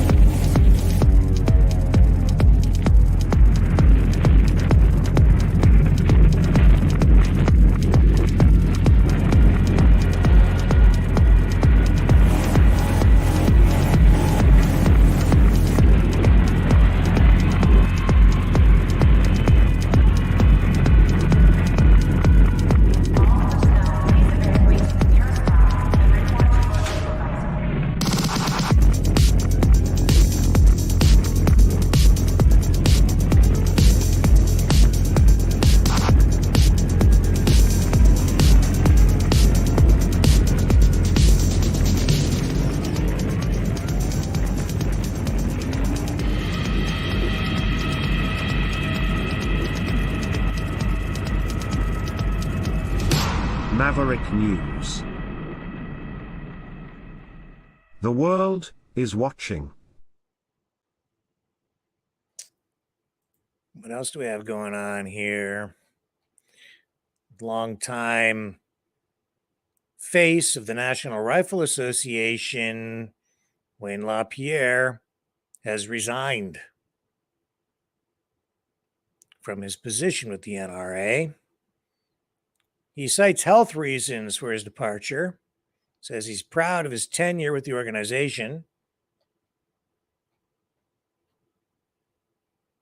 It's effective at the end of this month, January 31st, but it comes just days before proceedings in a corruption lawsuit filed against the NRA. Mr. LaPierre and other NRA executives by Democratic New York Attorney General Letitia James, and that is those proceedings are set to begin, I guess, next week. James had originally petitioned the New York State Supreme Court to dissolve the NRA, but back in March of last year, those claims were dismissed. So the court will hear Ms. James' claims that Mr. LaPierre and former NRA officials, Wilson Phillips, John Fraser, and Joshua Powell, misused NRA funds to pay for personal expenses, including travel on private jets. That, folks, is a violation of New York law.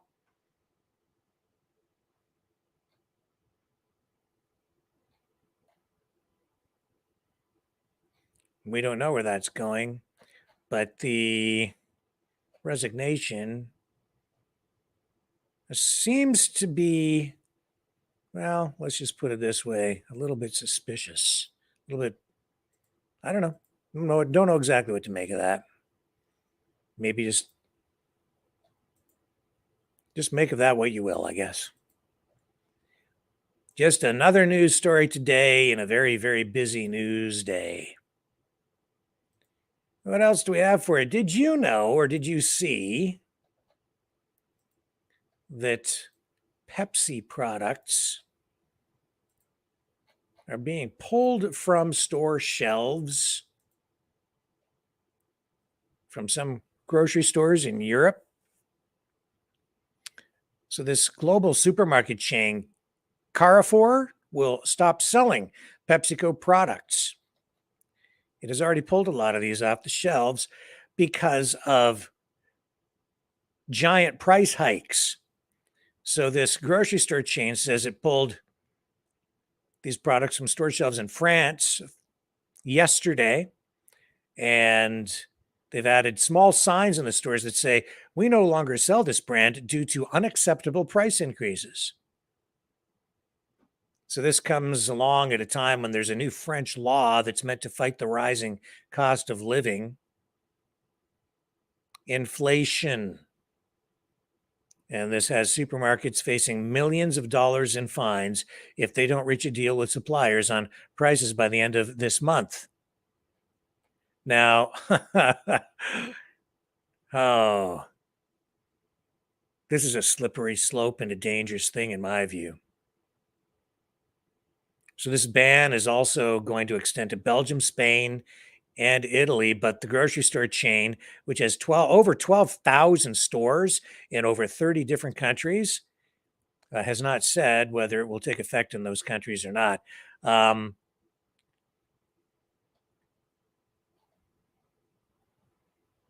Pepsi has responded to this. I guess they say that they have been in discussion with the grocery store chain for many months, and they'll continue to engage in good faith in order to try to ensure that their products are available. So Pepsi, as I'm sure you're well aware, being a big corporation, they sell a wide variety of different snack products and food products, including Cheetos, Mountain Dew, Rice-A-Roni. Prices have increased by double digits over 7 straight financial quarters. Most recently, there was an 11% price increase between July and September. PepsiCo's profits apparently are up. even though sales are down because they, they're facing the challenges of inflation too, right? And they've been trying to compensate with smaller package sizes and smaller portions, I guess, to make things a little more affordable that way, but you're not getting any more value. Now, I think personally, when you look at these companies, every big company is profit oriented. They have a fiduciary duty to the shareholders of their company in order to maximize profits. That being said, what we're seeing here in the West, and we alluded to this in the interview with Kevin, is these governments have been printing money like it's going out of style. And as a result, you have a lot, like unprecedented levels of inflation, I would say. And it doesn't matter where you go in the supply chain or, from production to consumer, distribution, retail, wholesale, wherever, everybody's facing higher costs. So then these politicians come along and they're the ones, honestly, who have created this problem all through our Western countries with massive money printing, especially during the pandemic. Now we are starting to see, the real impact from this inflationary monetary policy where they were giving away free money to people. When somebody gives you something for free, it isn't really free. You will end up paying for it through higher taxes, through inflation, less buying power. Your dollar doesn't go as far, prices rise. And then the politicians point to the big corporations and they say, it's all their fault. No, it was the politicians who did it. Now the corporations are going to respond the way they're supposed to. They're obviously going to try to maximize profits, but I wouldn't say that they're exploiting the situation in my view. Maybe there might be some opportunities in some cases where a company might be able to exploit a particular situation, but don't kid yourself either and don't misunderstand. You can on paper make it look like you have higher profits in a company, but if the value of the dollar is worth less, then those profits are offset by that. The real blame, all I'm saying, not that I have much sympathy for these big companies either, because they get all kinds of subsidies and tax breaks from these governments anyway. All I'm saying is the real blame lies with the politicians, because they're the ones who have been out there buying your votes with your money through monetary policy, economic policies that have really diminished your buying power. They're lying to you when they do it. And then they point their finger here or they point their finger there. Politicians are like that. They're always looking for a scapegoat. That's also why when the economy starts to tank, you're much more likely to get yourself into an era of war. And when a war breaks out, they also start looking for scapegoats there too. Historically, that's a demonstrable fact.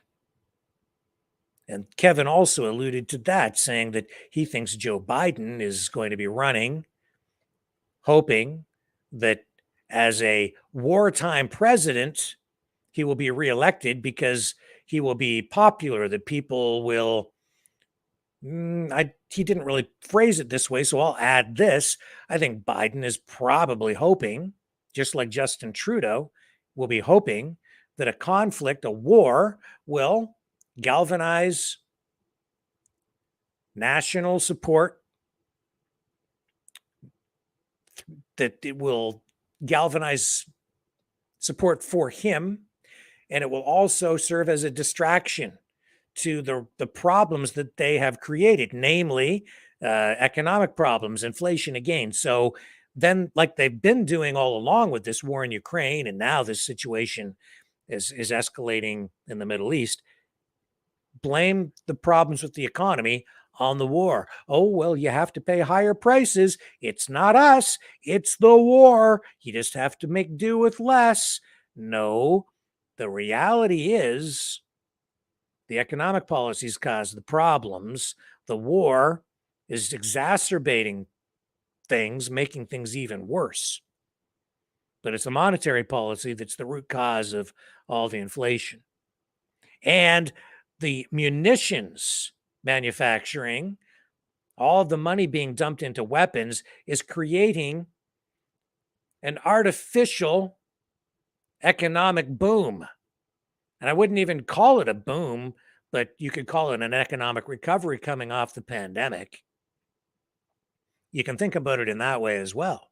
You know, challenges in the economy because of the pandemic. They shut the economy down. They need to bring things back. So what do?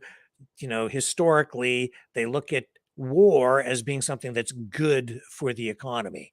Yeah, and on the numbers column, and yes, you do put some people to work producing arms. So there is that whole industry. But in the long run, wars don't really benefit society at all because they're sort of counterproductive. You're blowing up your wealth, you're destroying everything, but I guess they get to build back better after. It's misguided. Imagine where our society would be if all that money had been put into building infrastructure, creating assets that increase productivity, improve the lives of people over time. Roads, bridges, factories, produce things, put people to work that way. No, they'd rather blow stuff up and then rebuild afterward, leaving in their wake death.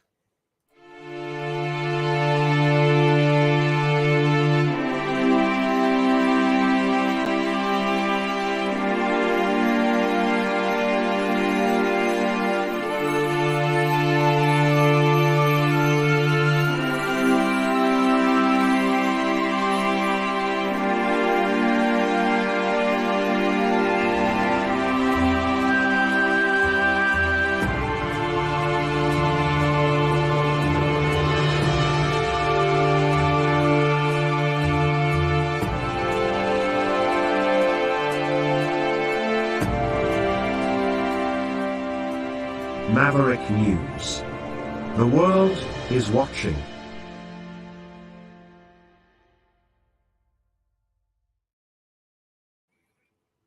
But hey, don't let a little inflation stop you from going on vacation with your estranged wife and your kids if you're Justin Trudeau.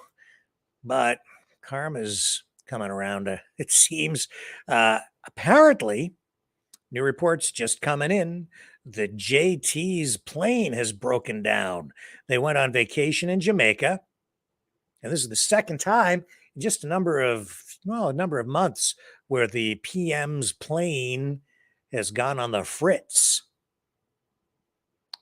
So the Department of National Defense is saying that the Challenger plane that was sent to Jamaica this week for Justin Trudeau and his family to fly down for their Caribbean vacay apparently is busted. There's a maintenance issue on the CC-144 discovered during an inspection of the aircraft. It was discovered on January 2nd, according to this statement from the Department of National Defense.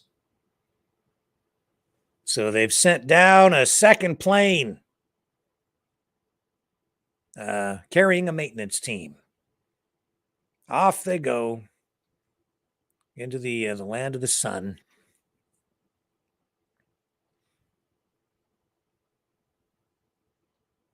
And so there was some controversy surrounding his vacation this time around. There's a lot of questions anyway. And apparently, Trudeau said something to the effect of I think he said that this is not actually costing taxpayers money, that he's staying with someplace with friends or something.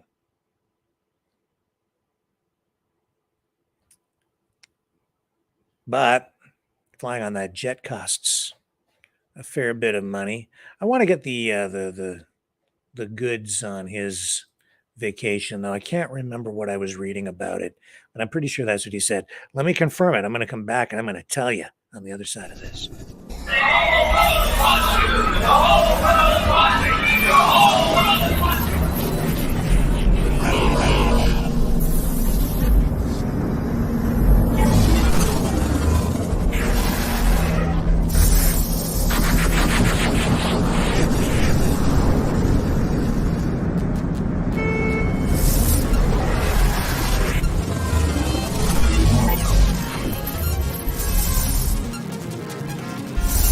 Maverick News. The world is watching.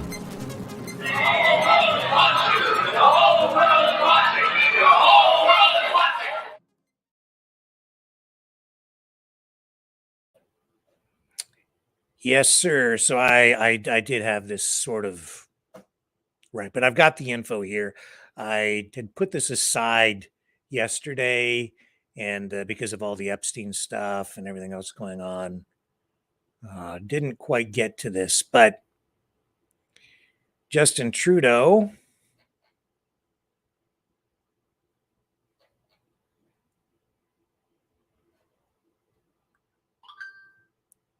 being asked questions about this this kind of activity that he gets involved in when he goes on vacations. The opposition parties, they're criticizing him for spending his winter holiday at an oceanfront villa in Jamaica at, again, no cost. This story really was broken by the National Post. Rooms there go for about $9,300 per night, according to the website for this resort where he was staying. Prospect Estate and Villas, located near Ocho Rios.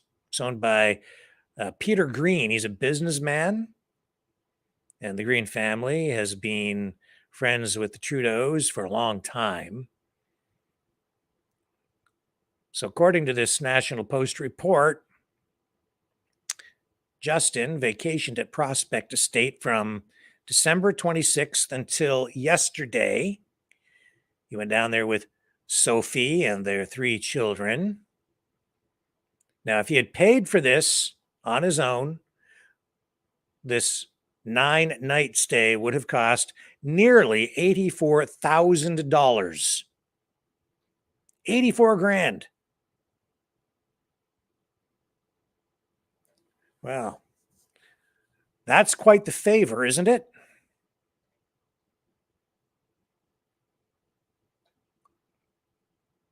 So the PM's office has not confirmed where Trudeau and his family stayed in Jamaica, but we know he was down there. And we have this report from the National Post. And apparently, Trudeau went to the ethics commissioner and got the vacation cleared before he went down there, so he says. And so there was a statement issued by the PM's office. Says the Prime Minister and his family are staying with family friends at no cost. As per standard practice, the Office of the Conflict of Interest and Ethics Commissioner was consulted on these details prior to the travel to ensure that the rules were followed. That from the Prime Minister's press secretary, Mohammed Hussein, and the PM, it says here, continues to reimburse the equivalent of a commercial airline ticket for his personal travel and that of his family.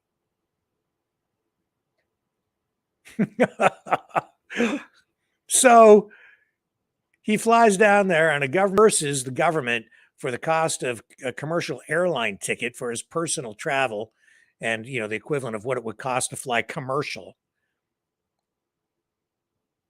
But gets his own private plane, stays at this place for free, worth about 84 grand. And I'm sure there's, no favors being exchanged there.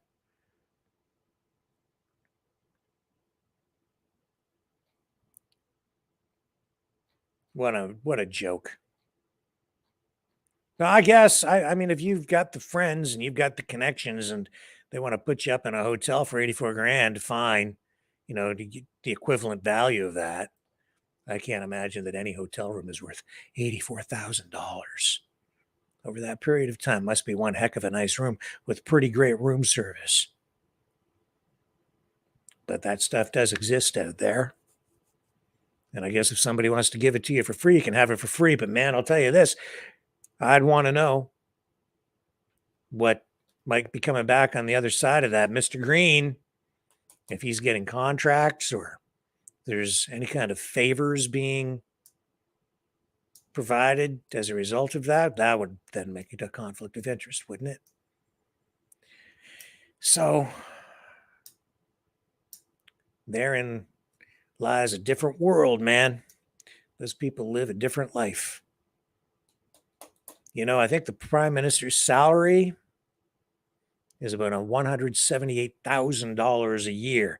That kind of money in itself does not put you in the same league as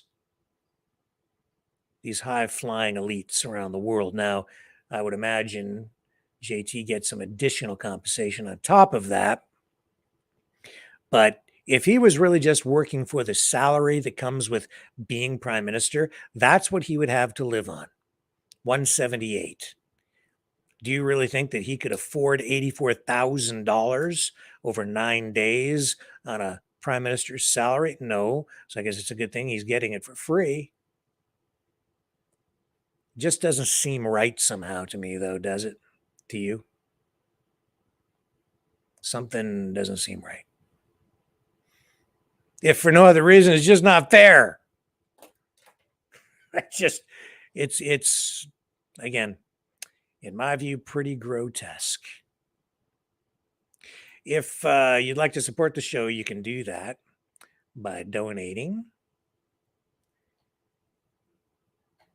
at maverickdonations.com. You can support the show as well by donating at freedomreporters.com. That's where most people donate. And we still have these. I'm out of these Knights of Malta hoodies. We still have these ones, Maverick News hoodies. And if anybody donates $60 or more to the show to help fund the operation, I will send you one of these for free. Just send your address and so I have your shipping information and tell me what size you want, and I'll make sure you get one of these. We still have the Maverick News ones in stock. I'm getting more of the Knights of Malta hoodies made. It's just going to take a little bit of time because I send them out. I don't do them myself. I get them done professionally, and they're quite nice. So they're all there for you, $60 or more for those, and I'll send you one. freedomreporters.com. Also, please consider subscribing, liking, sharing, and you can also donate through the Rumble Rants on Rumble. And please consider subscribing to our Rumble channel because that is where we are growing the fastest, and that is also a free speech platform where we are not likely to get banned. And tonight we're not even broadcasting on Facebook. I kind of gave up on it here for a few days while we regroup and deal with some of the issues over there on Facebook that are still ongoing, and ongoing problems with YouTube as well, which hopefully we can return to our main channel next week when our ban over there comes to an end. So if nothing else, it tells me that we are on the right track, doing the right things, getting you closer to the truth, because these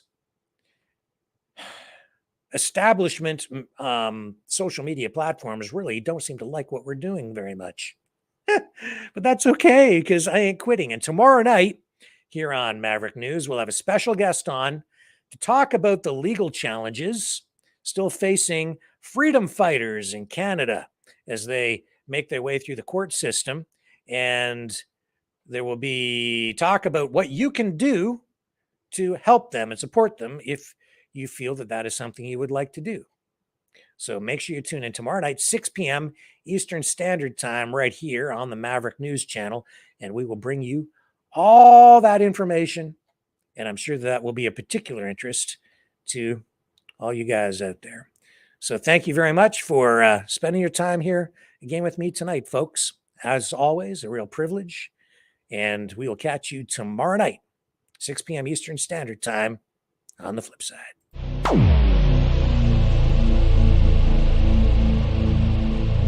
This has been a Maverick Multimedia production.